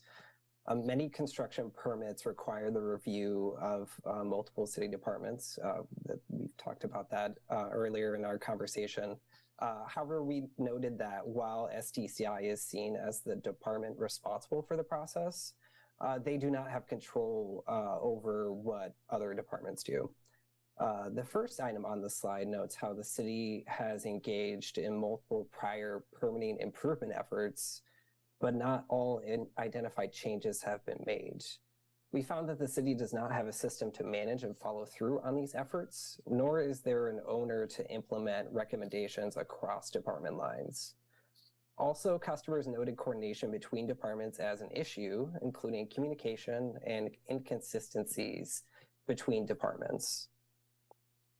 The second finding here is that there's not a unified approach to funding staff across departments, nor is there an effective strategy to support the software that is used to process and review permits. While SDCI has a core set of reviewers and has contingent budget authority to hire when application demand is high, other departments do not have this. Also, the city's permitting portal, which is called the SELA, has experienced issues since its launch in 2018. While the city has made efforts to improve the portal, staff and customers that we talked to told us that there were issues, such as it working slowly or not saving information. Also, the city's goal for uptime for the online portal was not always met during the period of our review. The city's internal goal is for the portal to be up 99.5% of the time, but for December 2022, which fell in the period of our review, that uptime was 90.4%. We also noted that departments other than SDCI who are involved in permitting are not fully integrated into Acela, which creates a disjointed experience for customers who may view the city as one holistic entity. And I'll pause here before the next slide where we have our recommendations. Thank you. And with this, we've multiple times over, and I appreciate Andy bringing up the previous attempts to redo permitting to create these improvements. And I have found as an elected leader that it is not always helpful to restart. We see that with Acela right now. We'll get into that in just a little bit. It's not performing to the level that we want across every single permit review desk, but to restart that process from scratch would create more unintended consequences than problems it solved. And so we have many times overlooked at these permitting improvement efforts. Not all identified changes have been made. And if you want me to wait until the slides that are coming up, I'm happy to do that. But are these recommendations all held in the same place? And how are we reviewing implementation of these recommendations in addition to what the auditor and David Jones is going to be coming back and reviewing his and Andrew and Melissa's recommendations, but what's the internal process and where are they stored? Yeah, we'll be definitely talking about that in our slides. Fantastic. Last bit here, and we'll save this section of conversation for the future regarding the unified approach to funding staff. Specifically contingent budget authority and fee-based revenues that support staffing. This is something that is very consistent with an SDCI, which is why we're not going to get into it deeply here. And for other departments who have one employee that part of their work is permit review, it is very difficult to understand how much funding from permit fee-generated services or contingent budget authority is able to fund that position or those positions within there. And we must identify a way to hire the amount of staff that are needed to review at any given desk. Andy gave me the example of if you have a review desk that has 28 people and 2 people are vacant or on long-term leave or out for vacation, there's a very small impact.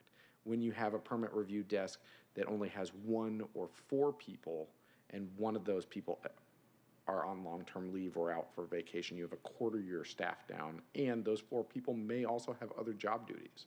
And so that's been one of the things that is one of the things that we will be investigating as we move into the other departments as well. Not a question there, more of a statement to support Andrew, David, and Melissa's work. You brought up, I have a question about this. Is it, do these staff have to be compensated by the fees, or does it have to be user paid for, or does that matter? I mean, could we just general fund more staff, or does it have to be paid for by increased number of, permit fees? It can be permit fees or general fund. Okay, thank you. Yeah, and state law, the 8202020 talks about the color of money, and that, you know, if you take in building permit fees, those fees need to be used to process building permits. Electrical permit fees need to be used to process electrical permits.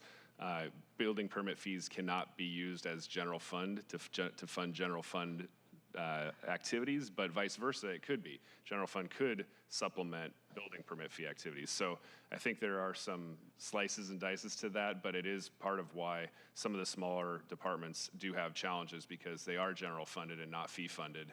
And so, you know, when they're competing for resources for many other priorities, sometimes the volume or capacity that they get isn't necessarily equal to the demand that they face from the public getting permits. Thank you. And could you, in more articulate fashion than I'm able to, explain contingent budget authority? Sure. So contingent budget authority, basically for our department, allows us kind of a approved budget amount that is not tappable without approval from the mayor's office and CBO, but allows us the opportunity that if demand is higher than what we anticipated and we need to ramp up capacity very quickly, we can basically make a quick justification to show what those demands are and tap the resources that we would need to basically add capacity quickly and not wait for a budget cycle, for example, to add capacity, which we all know in an economic upturn after a downturn takes a year or two to really realize you're actually in that upturn and that volumes are increasing. And at that point in time, we would be way behind the curve trying to chase that dog up the hill. And so instead, we were able to quickly tap those contingent resources and staff up more quickly. This time around, we actually now also have a core staffing reserve so that in a downturn or slowdown like we're experiencing now, we're not having to go into layoffs, even though our revenues may be lower, because we've set aside funds to hang on to those staff. So to Councilmember Nelson's point, is to hang on to those resources through a downturn so that when the upturn does happen, which we know the cycle will always come around, that we've already got those resources in place who have the experience, who have the training, who have been on board and have the consistent interpretations of code to facilitate economic recovery rather than being the roadblock or the bottleneck to economic recovery. So we've instituted that since the Great Recession. I mean, one of my first jobs coming back to Seattle from being the building official in Sammamish in 2008 was unfortunately to go through the layoffs and make decisions about people's lives. I never wanted to have to do that again in my career, and we found a way between then and now to basically justify contingent budget authority and core staffing. We did a whole fee and funding study in the 2014 to 2016 kind of range, and then implemented a new fee subtitle that adopted a lot of those changes to be able to be in the position we're in today. So not every department has been able to do the same. I'll tell you, not many cities around have been able to do the same. And you know, we're not facing layoffs at the moment, or nor are we anticipating any. But I am hearing about a lot of other jurisdictions around the state and around the region who may be, because the pending slowdown in this economy. So. We know the economy will pick back up again, as it always does, and we won't be in a position then where we go through a year-long process, advertising, hiring, and training. We won't be way behind. We'll be ready to pick right back up again because of that core reserve, which is huge. The other thing I wanted to point out is with the contingent budget authority, those are temporary employees, and it's usually a 2-year term. But there's always turnover in staff, so those temporary employees are getting excellent training, and then they are very competitive candidates when permanent positions open up. Fantastic. Shall I keep moving on? And Councilmember Nelson, if you could Sure. operate committee, I'll be right back. Okay. Thank you.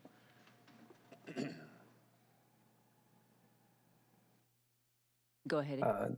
Yeah, so I can go through our recommendations here, and I think the first one is something Councilmember Strauss was speaking to, which is to evaluate and prioritize past recommendations to improve the process. So it's sort of a recommendation about recommendations. And the other ones here are that to look at governance and funding structures to ensure there's enough staff to meet fluctuations in demand, to create a strategy for how to support the ongoing use of permitting software, and to evaluate how to better integrate departments who use Acela for construction permit review.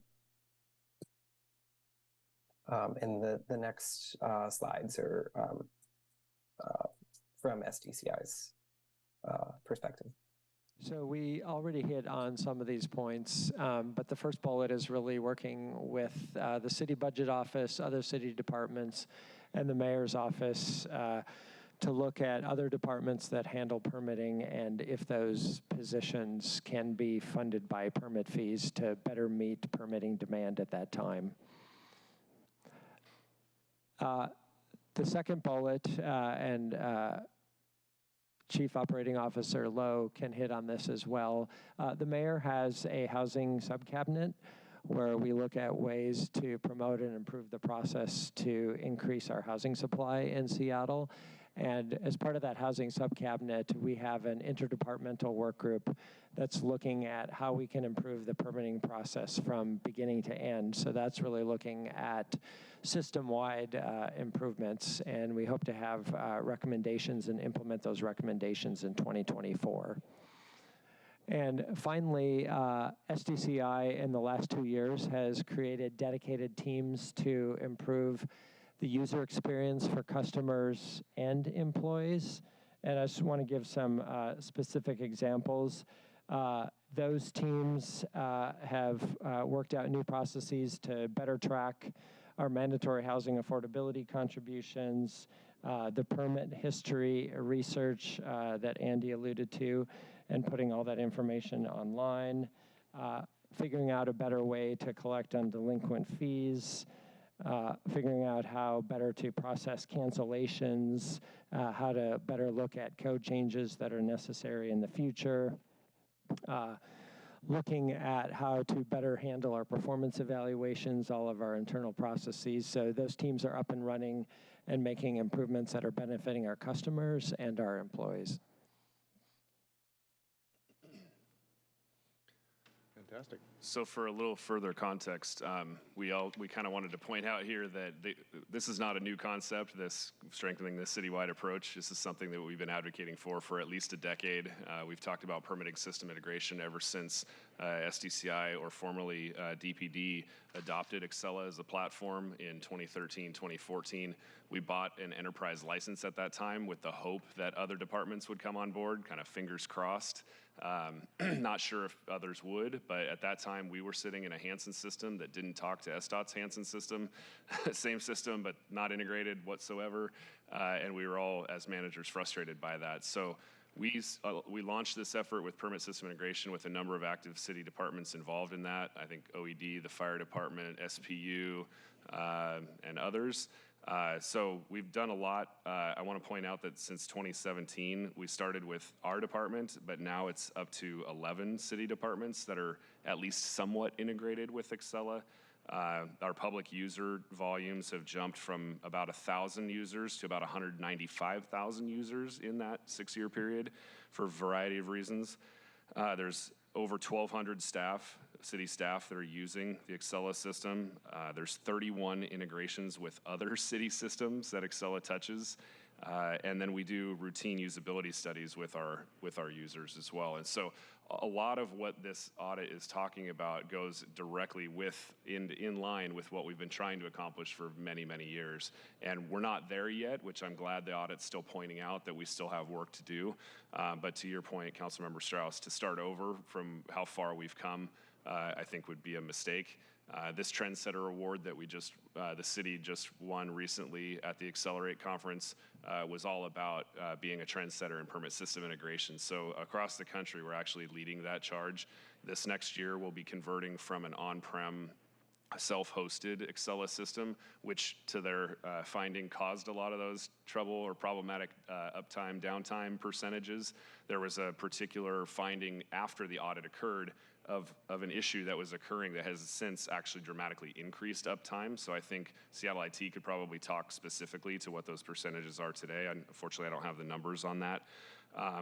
But we are making significant progress and have made significant progress in the last 10 years and are set to take this to the next level as we integrate into the SaaS migration, or the software as a service cloud migration in 2024. We'll be moving off the on-prem self-hosted solution into their cloud solution, and there's a number of other services and opportunities that come along from the vendor with that at the same time. So we're really excited about the movement we're going to make. I do want to point out there will be a code freeze from Seattle IT within the first half or so of 2024, so making major changes to the system will be problematic during that period as we convert to the cloud, but we can still be queuing up solutions that address the audit so that we can implement things into the summer and fall of next year if they have to do specifically with Excella integration.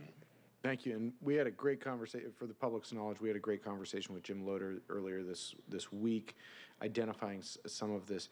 One of the things that was presented to me that I think is very important that we recognize is that when we have different review desks where the technology is not integrated properly, that's where the conversation comes to, do we need to have a new technology?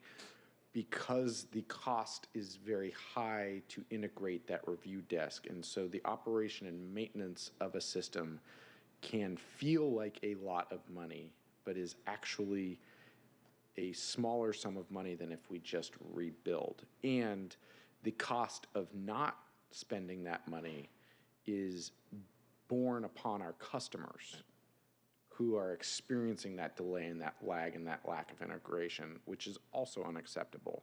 And so it's one of these, we are in the private market, or I guess we're in the public market, excuse me.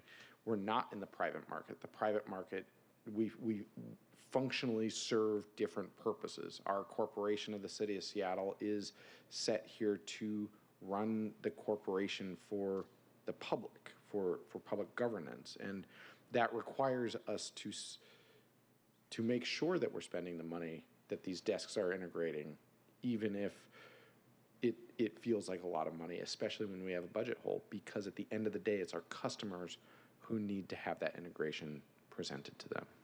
Yep, exactly. Sorry, that's my soapbox for the day, or at least for the moment, because this is a topic where I am getting on my soapbox. Councilmember Nelson, anything else here? Well, you mentioned IT. I mean, I'm picking up that we're not going to get a different software program because we're already, I mean, that's, I think, part of this. But just what, and this is an offline conversation, what leverage do we have with our vendor to up the performance? I don't know if there is any, but let's talk about that later.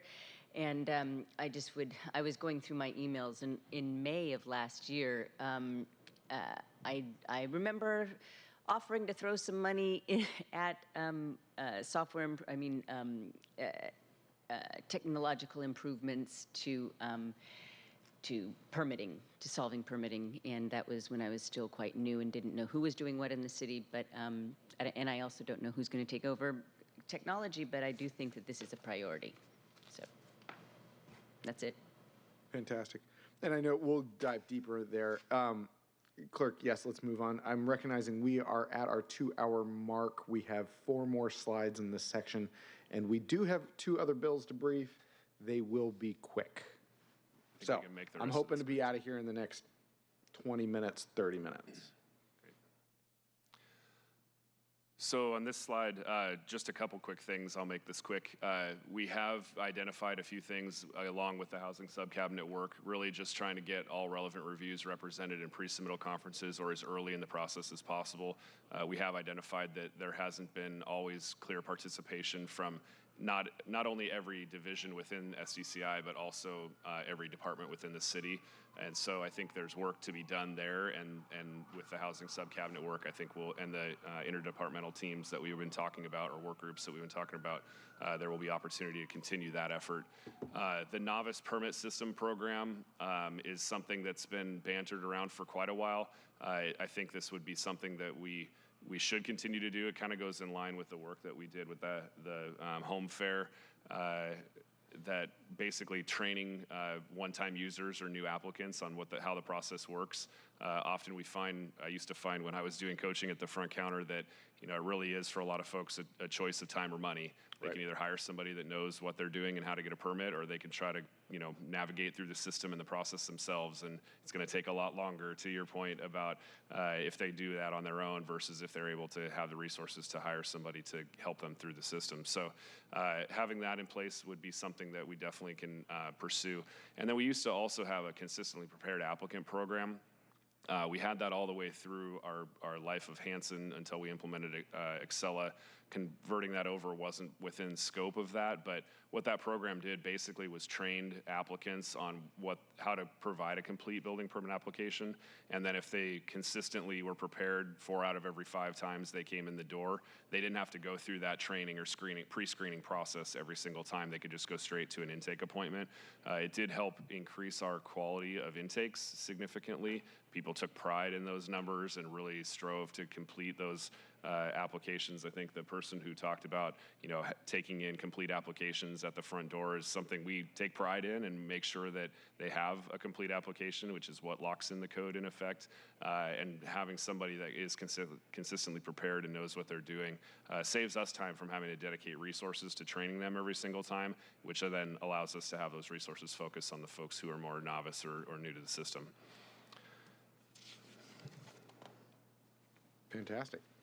Back to, I don't have any questions on those slides, colleagues, seeing none. Back to Andrew, this is a city auditor slide.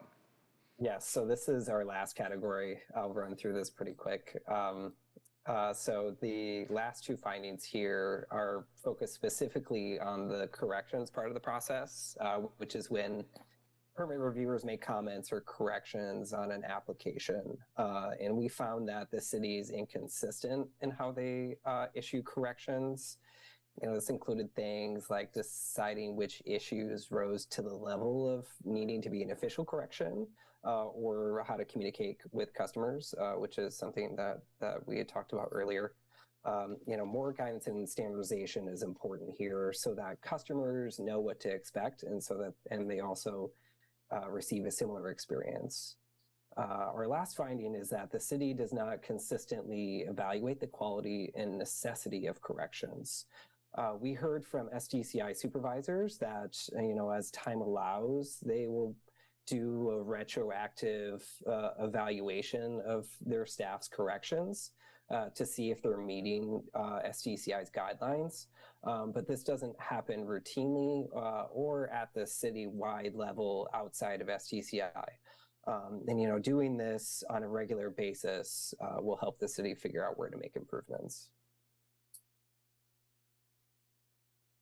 And that's the end of, And then our recommendations here are to create a policy for how construction permit correction should be handled, and also to develop a process to monitor and evaluate permit corrections so that there is consistency among work groups. Great. I'm going to turn it over to SDCI for their next slide before I start asking my questions. Yeah, and these will be the last points we make on this last set of recommendations. And really, we're in agreement. I mean, we have existing policies in place, but there isn't one consistent, comprehensive policy across all review locations across the department nor across the city. So we are committed to dealing with that and working on that. Expanding the use of correction letter audits and collecting feedback from applicants is another thing that we are committed to doing. We talked a little bit earlier about that. We do, in different review locations across the department, do proactive correction letter audits, particularly with new staff while they're in probation and we're in training. Our supervisors are consistently reviewing those corrections that go out before they hit an applicant. But after they get to a certain point, they stop doing that. It's more periodic than regular. It's incredibly time-consuming and labor-intensive for the supervisors. So until we can get another better set of tools in place, our hope is that we can use that feedback mechanism we talked about earlier, tying that to the process, and then getting feedback from customers more directly and readily about, was this clear set of corrections? Was it consistent, concise, code pointing to a code requirement, et cetera, and then if not, why? And then addressing those feedback mechanisms in a more real-time way. In terms of the last piece, This gets at your point, Councilmember Strauss, about staff-corrected plans for simple changes. Again, back to the paper days when we could sort of redline corrections onto a plan set. When we converted to electronic plan review, the locked PDF files and the version control really limited us from doing that. So we established a policy that said even if it was a small correction, we would call the applicant, tell them what it was, check it out, check it in, review it, and try to get it out the door, which is added to our numbers, of course, too. So the correction cycle numbers are inflated a bit by that policy choice, but we are working on a way to actually eliminate that step and be able to allow staff to actually put those corrections directly on the plans themselves, or those notes directly on the plans themselves, which should help our data in particular pretty readily by doing that. And then lastly, removing elements of the permit review process that don't belong. I think Director Torgelson mentioned even like housing is a department that's involved in there, and we deal with MHA fees through a corrections cycle. Really, that is probably not the way to do that, and we've identified a number of different ways, both internally and with other city departments, that we may be able to take some things like some documents or covenants or special inspections reports and things like that out of correction cycles to be able to not hold up the rest of the throughput time and really focus on what the auditor has pointed out being the total throughput time and the correction cycle processes, both reducing correction cycles and shortening the time they sit in those queues as the priority. So I think collectively all of these things we're in alignment and are committed to making that process better. Fantastic. Is there one more? So before we go into this, we'll go back to that last slide. Just to state, I'm going to make a statement. I'm going to tell the general public the questions that I'm asking because we are a little over time, which is that a permit should really only have one round of corrections. That's the goal. What did you say? A plan set should really only have one round of corrections. One. If there are elements of life fire safety that need to come into play later, that were not caught in that first round, we always want to prioritize life fire safety. This is a message to everyone in our One Seattle. People tell me that One Seattle is a corny message, but I believe it in my heart because we are all together in this, no matter what department you're in, no matter what your role in our city is. Our permit reviewers are incredibly important, and as is everyone in our community and in our city family. And it needs to be our goal to get plan sets sent out with one round of corrections. That is a goal that I'm stating from the dais today. We'll find out in our future conversations about how we get there, if we need to change policy, implement policy. But again, like our conversations that we had earlier this week, changing policy for a few people's behavior is not usually a good idea. Right? I mean, this is a conversation that we've had, about council rules. Do we need to make rules about things that council members should just be doing? Right. Hopefully not. So for the public, what is, the questions that I'm asking in our meetings are, what are the barriers to having all corrections in the first round? What is needed to review the life fire safety in later rounds? Corrections to revisions are okay in those later rounds, but it's that initial plan set that we can't continue having corrections to. What is needed for cross-department consistency? Are there items that need to be streamlined or taken out of corrections, like was mentioned with MHA fees? How do customers elevate their feedback in real time? And how are these expectations communicated across divisions within a single department, across departments within a single city, or across multiple jurisdictions that touch the permit? So those are the questions that I'm asking in our meetings and that I continue to find the answers, that I look for the answers to. Clerk, if you want to pass the next slide here for folks watching at home or online, you can click this QR code and it'll take you to the report. You can also find it on the website. Just, I'm going to say some closing statements. I'll pass it over to SDCI and then to the mayor's office and then back to the auditor's team. For the general public, we have just breached the tip of the iceberg here. Yeah. We haven't even fully discussed everything within one department, and there are multiple departments. This speaks to the amount of work that Melissa Alderson, Andrew Scoggins, and Auditor Jones have completed.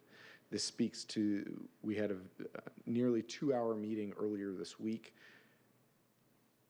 focusing and refining what we were going to focus on for this 2+ hour meeting. And we're going to need to come back quarterly and more regularly to evaluate our improvements and our performance regarding improving permit issuance times and how we're responding to this audit. We're going to need to go recommendation by recommendation. We're probably going to need to go department by department. We briefly talked about information technology department, and they are so critical in this, and we had a very long discussion. So I just state for the general public, this is only the second meeting that we've had on this, and there will be more. And I'll pass it over to SDCI and then the mayor's office, and then the auditor's team for closing statements. And I'll pass it actually for Councilmember Nelson first. But also just to say, I know Melissa has not been speaking because of her voice, but it's been my experience that she's been leading the majority of this work. I know, Andrew, you've done a lot of work here, but I just want to thank Melissa for all of her work, because this is a very complex set of information, and being able to get folks feedback honestly is a unique skill set. Councilmember Nelson. So first of all, I want to thank you, Chair Strauss, because this is a huge issue, and I really appreciate you bringing this forward in this audit to give us a framework to talk about some of these issues. It's probably the complaint that I hear most about, sort of a general theme out there in the world, and I do want to compliment the mayor's office for having the housing sub-cabinets. I know that people are focused on the issues. A couple things I want to say is simply that we don't have to recreate the wheel in how we're going to fix it. You have in here on page, I don't know, 19 or something, you have documents and documents of what needs to be done, and I just want to help you figure out how to get there. And if it's more staffing, I don't know, we can talk about it later, but it's this is more than I would say even an additional source of revenue. This is important for the city's economic health and well-being, because we're talking about permitting does drive economic activity, and it's also a reason why businesses leave or projects don't happen. And so that is very important, especially for small businesses. So I'll get off my soapbox and just say that I'm glad that this examination is happening. Let's not lose sight of the fact that you already know a lot, and just let us know how we can help. Thank you. Back to Director Torkelson and Andy. Sure.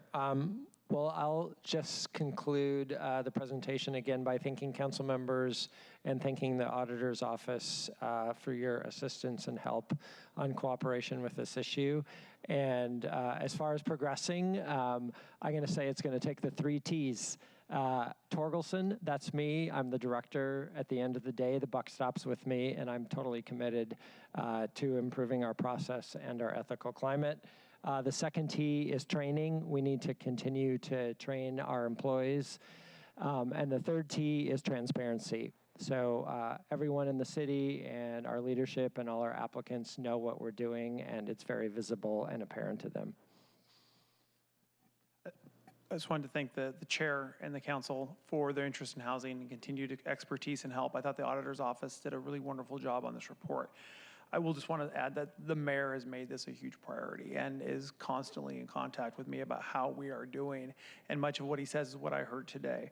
The only thing I would add to everything, I think that the first plan set, the first revision should be, the correction should be our goal. It is ultimately, we need a bias for housing in this city. And as we do codes and as we do permitting and everything else, just leaning towards yes, to get that next roof that somebody can live in is key for economic development, as Councilmember Nelson said, but simply just addressing our housing crisis as well. And my next big goal is code simplification. And we have so many regulations and codes that we need to implement, so that's a huge goal for the future. And as I turn it back over to the auditor's office to close this out completely, I also know Christina Postlewaite in your department, SDCI, has been a big mover behind the scenes, making sure that we have been able to, because for the general public, we were thinking about doing this meeting on the 8th, this presentation, but that would have run us to 6 p.m., I'm sure, and SDCI was ready to present today. The other departments weren't quite there yet, and so rather than having fewer people from the auditor's team, we pushed forward, pushed this up, and a lot of that is because of Andy, Director Torkelson, and Christina Postlewaite. So thank you for that great work. Auditor Jones, Andrew, I'll let you close this out. 3 things, very short. Just want to thank SDCI, the management there, Director Torkelson and Andy Higgins. Just really set a great tone at the top for, hey, telling their folks to talk with our folks, cooperate, getting back to us on time, being very honest, not being defensive. I know it's no fun to have us come in and poke around, and they just really we're a model of, behaving appropriately and really taking on these challenges, many of which are not, there are a lot of parties involved in some of the things that led to the audit recommendations that are beyond just SDCI being held. So I just want to thank them for their cooperation and the tone they set. Second thing, I want to thank Melissa and Andrew, who, did the work on this. And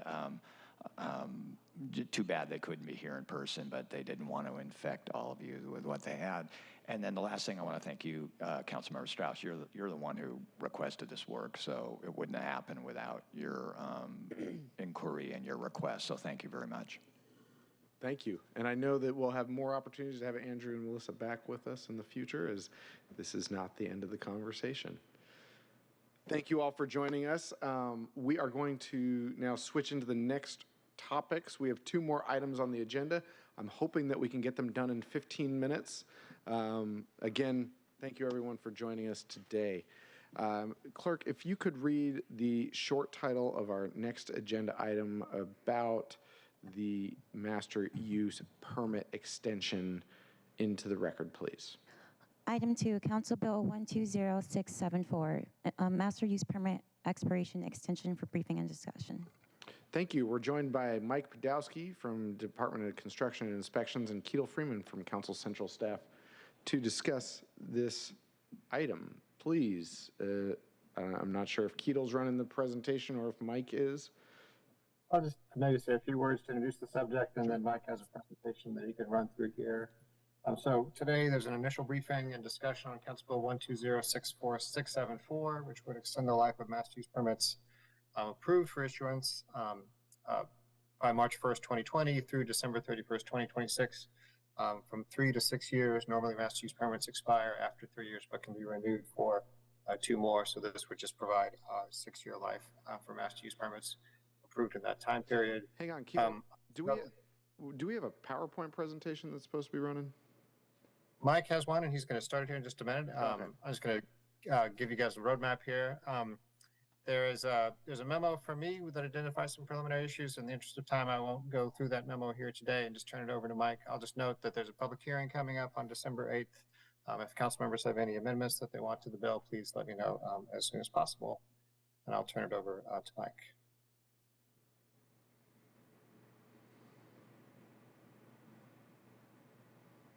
Thank you, Ketel. Is that coming through? Yep. All right, let me go on here. So the goal of the proposal is to help people in the permit process and who are anticipating entering into the permit process deal with some of the economic challenges that we face right now. The proposal would give more time and some flexibility for permit applicants who have received a master use permit but need more time to complete the related building permit. And I'll talk a little bit more about the differences between those permits here in a minute. The proposal would simplify the process, reduce some uncertainty, and it would help the city realize the benefits of new residential and non-residential development that might not otherwise be able to come to fruition without some of the assistance that the proposal would provide. And the challenges are national and regional in nature.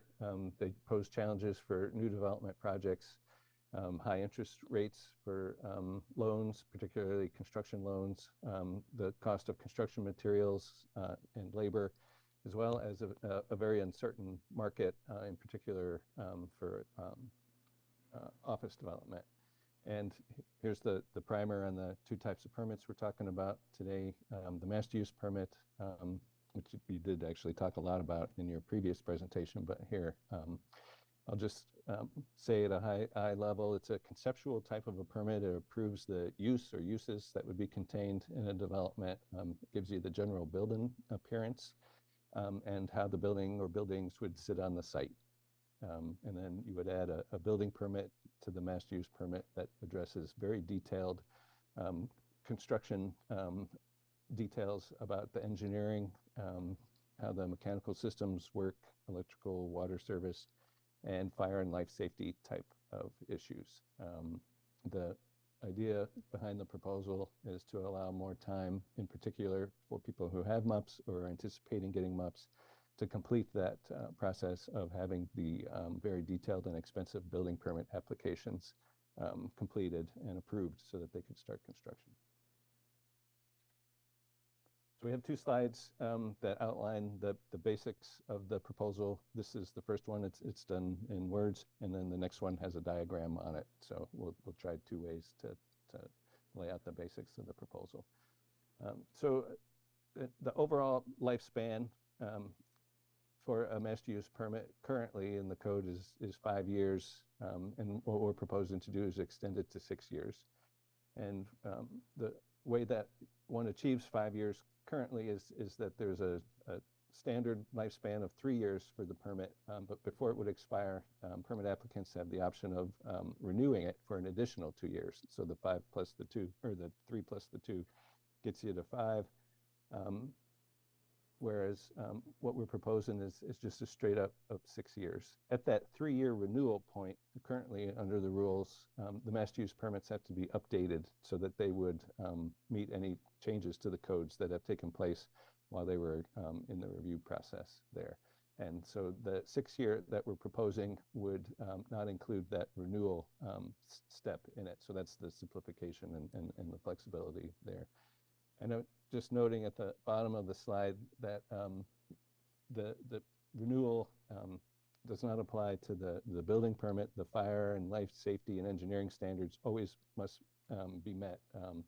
And so the proposal would not affect the need to comply with the life safety provisions. Here's that diagram. So in the middle of the diagram is a dark bold line that's basically a timeline with some milestones shown in it. On the top of the slide is the current process, and in the bottom is a representation of the simplified proposal.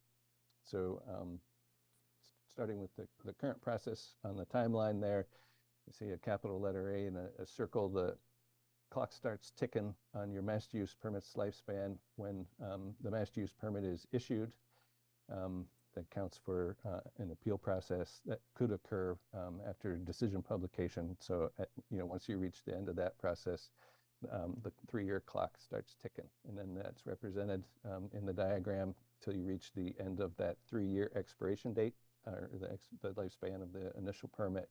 And at that point, the permit would either be renewed for an additional 2 years if it's changed to comply with any code changes that have taken place there, or it would expire. And then at the end of that process, in order to move to construction and then having a building that could be occupied, you would then add your building permits. Typically, applicants get the master use permit first because it's less detailed and less expensive, and then add the building permit on after that. Once the building permit is applied for, there are rules within the building code that dictate the expiration and renewals. In contrast, the current process with the proposal underneath, where once the master use permit is ready to issue, the clock would start. There would be no renewal step in between, and it would live for 6 years until the building permit application is added to it. Why don't I pause there and see if there are any questions? No, thank you, Mike. This diagram makes this proposal very straightforward, where We have a cycle right now that you could get 5, if you include the building permit, to 6 years. This proposal makes a very simple and straightforward situation for the 6-year MUP lifespan.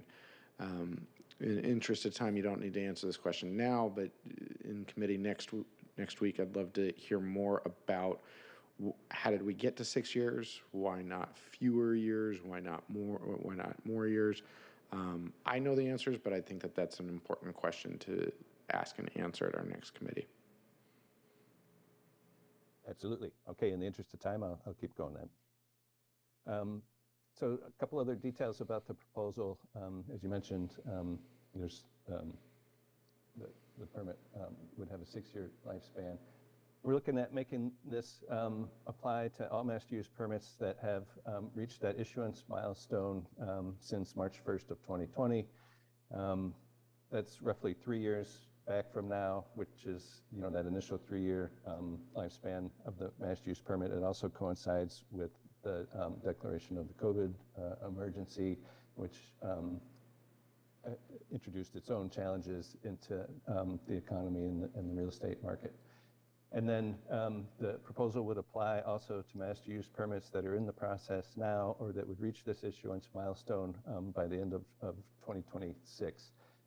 I'll just mention briefly in terms of answering your question that this proposal is modeled after something that the council did in response to the similar but different economic activities that occurred around the Great Recession, and adopted a very similar proposal in 2009. And so the time period is built on that, although at the next committee we could certainly talk about potential adjustments to that.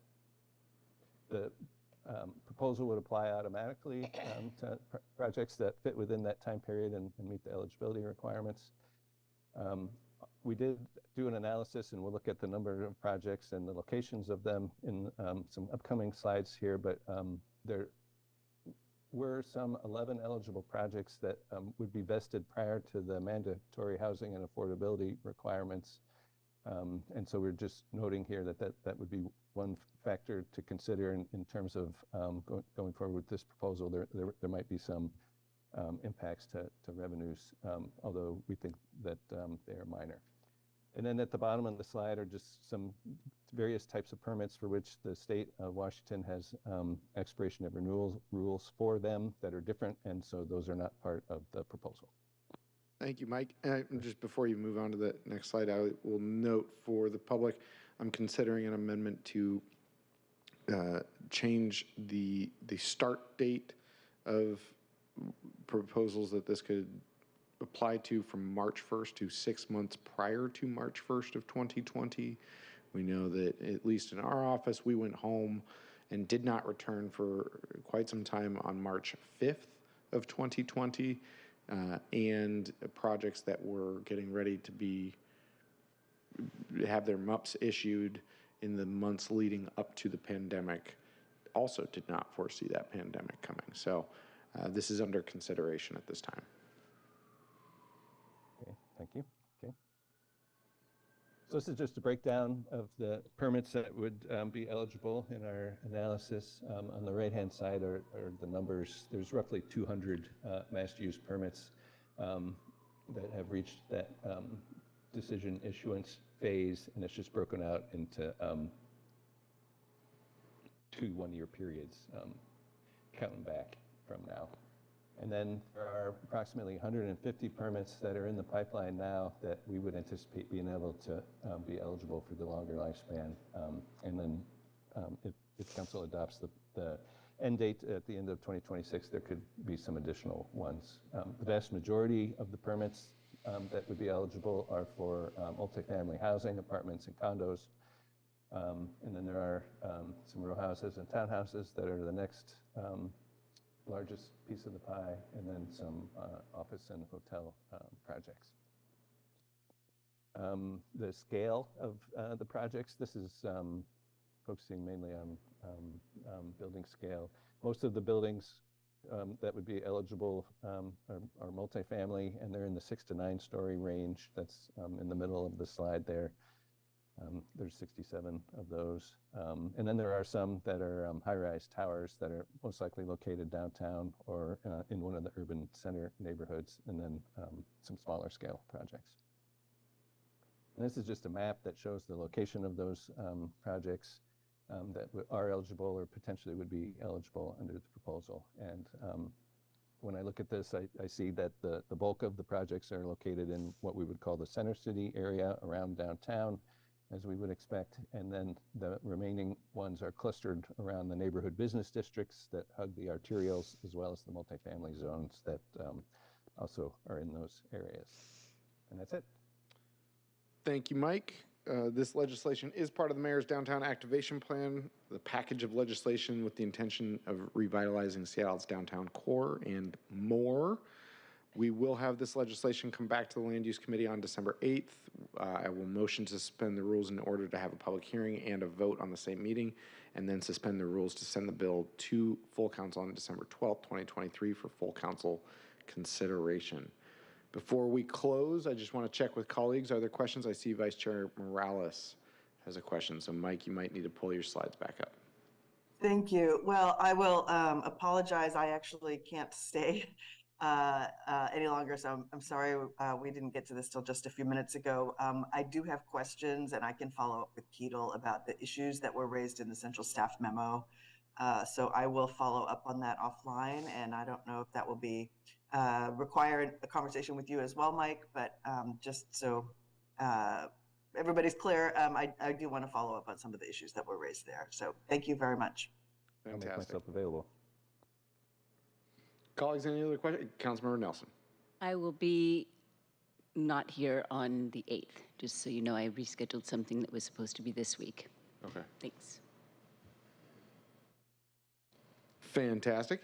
With that, we're going to move on to the next item. Mike, appreciate you being here. We will have you back next Friday.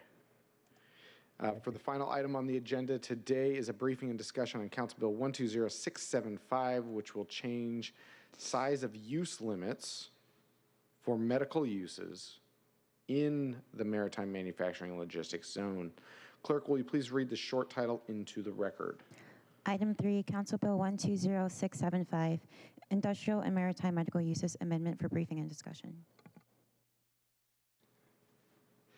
Thank you. We are joined by Jim Holmes from Office of Planning and Community Development and Lish Whitson from Council Central Staff for this discussion. This builds upon the work that we did earlier this year, passing the strongest protections for manufacturing and maritime zones in our city. One of the issues there is that we don't want medical uses to expand in a great fashion throughout industrial zones, and there are at times and places zones within MML that can take on additional floor area for medical uses. And so if you'd like to introduce yourselves and begin the presentation, it's a very simple piece of legislation that will ultimately allow a healthcare clinic to be developed for people who need their assistance. Lish Whitson, Council Central Staff. Sorry, gentlemen. Let's go with Lish. And then, Jim, you'll run the presentation, I believe. Yep. Lish Whitson, Council Central Staff. Jim Holmes with OPCD. All right. This will be short. It's a fairly straightforward piece of legislation. So this proposed amendment would exempt existing medical service uses from the size of use limits in the Maritime Manufacturing Logistics Zone. It includes locational criteria that limits where this can happen to prevent a proliferation of new medical service uses on industrial land. And it does provide facilitate the expansion of the existing service provider serving downtown Seattle. Quickly, on size of use limits, in 2007, size of use limits for medical services and other non-industrial land uses were enacted. In the recently adopted Industrial Maritime Strategy legislation, we carried those size of use limits forward, in some cases tightening them to move in the direction of protecting industrial land for industrial uses. But the intent is to limit incompatible uses that have the potential to result in displacement of industrial uses. This legislation is tailored that we believe will, in a way that will prevent that from happening. It's only applicable to medical service uses established on or before July 18th, 2023, can only be on land located east of Airport Way South, which is a long, thin strip that would run from the top of the manufacturing industrial center to the southern city limit. We know there's at least one medical service use that satisfies these criteria. It's possible there are others, but we are unaware of them. Fantastic. Thank you, Jim. Is that the end of the presentation? That is the end of the presentation. Excellent. Colleagues, any questions at this time? I'm seeing none. With that, I appreciate you. Again, colleagues, I'm going to be on December 8th requesting to suspend the rules to vote the bill out on the same day as the public hearing, and then vote to suspend the rules to send it to full council after the Thursday noon deadline. With that, if there are no further questions from Lish or for Lish or Jim, we will have this back in committee on December 8th. And thank you for waiting through that entire 2+ hour presentation to get to this very quick item. With that, this concludes the Wednesday, November 29th, 2023 Special Land Use Committee meeting. The next Land Use Committee meeting is a special meeting on December 8th, 2023 at 2 p.m. Thank you for attending. We are adjourned.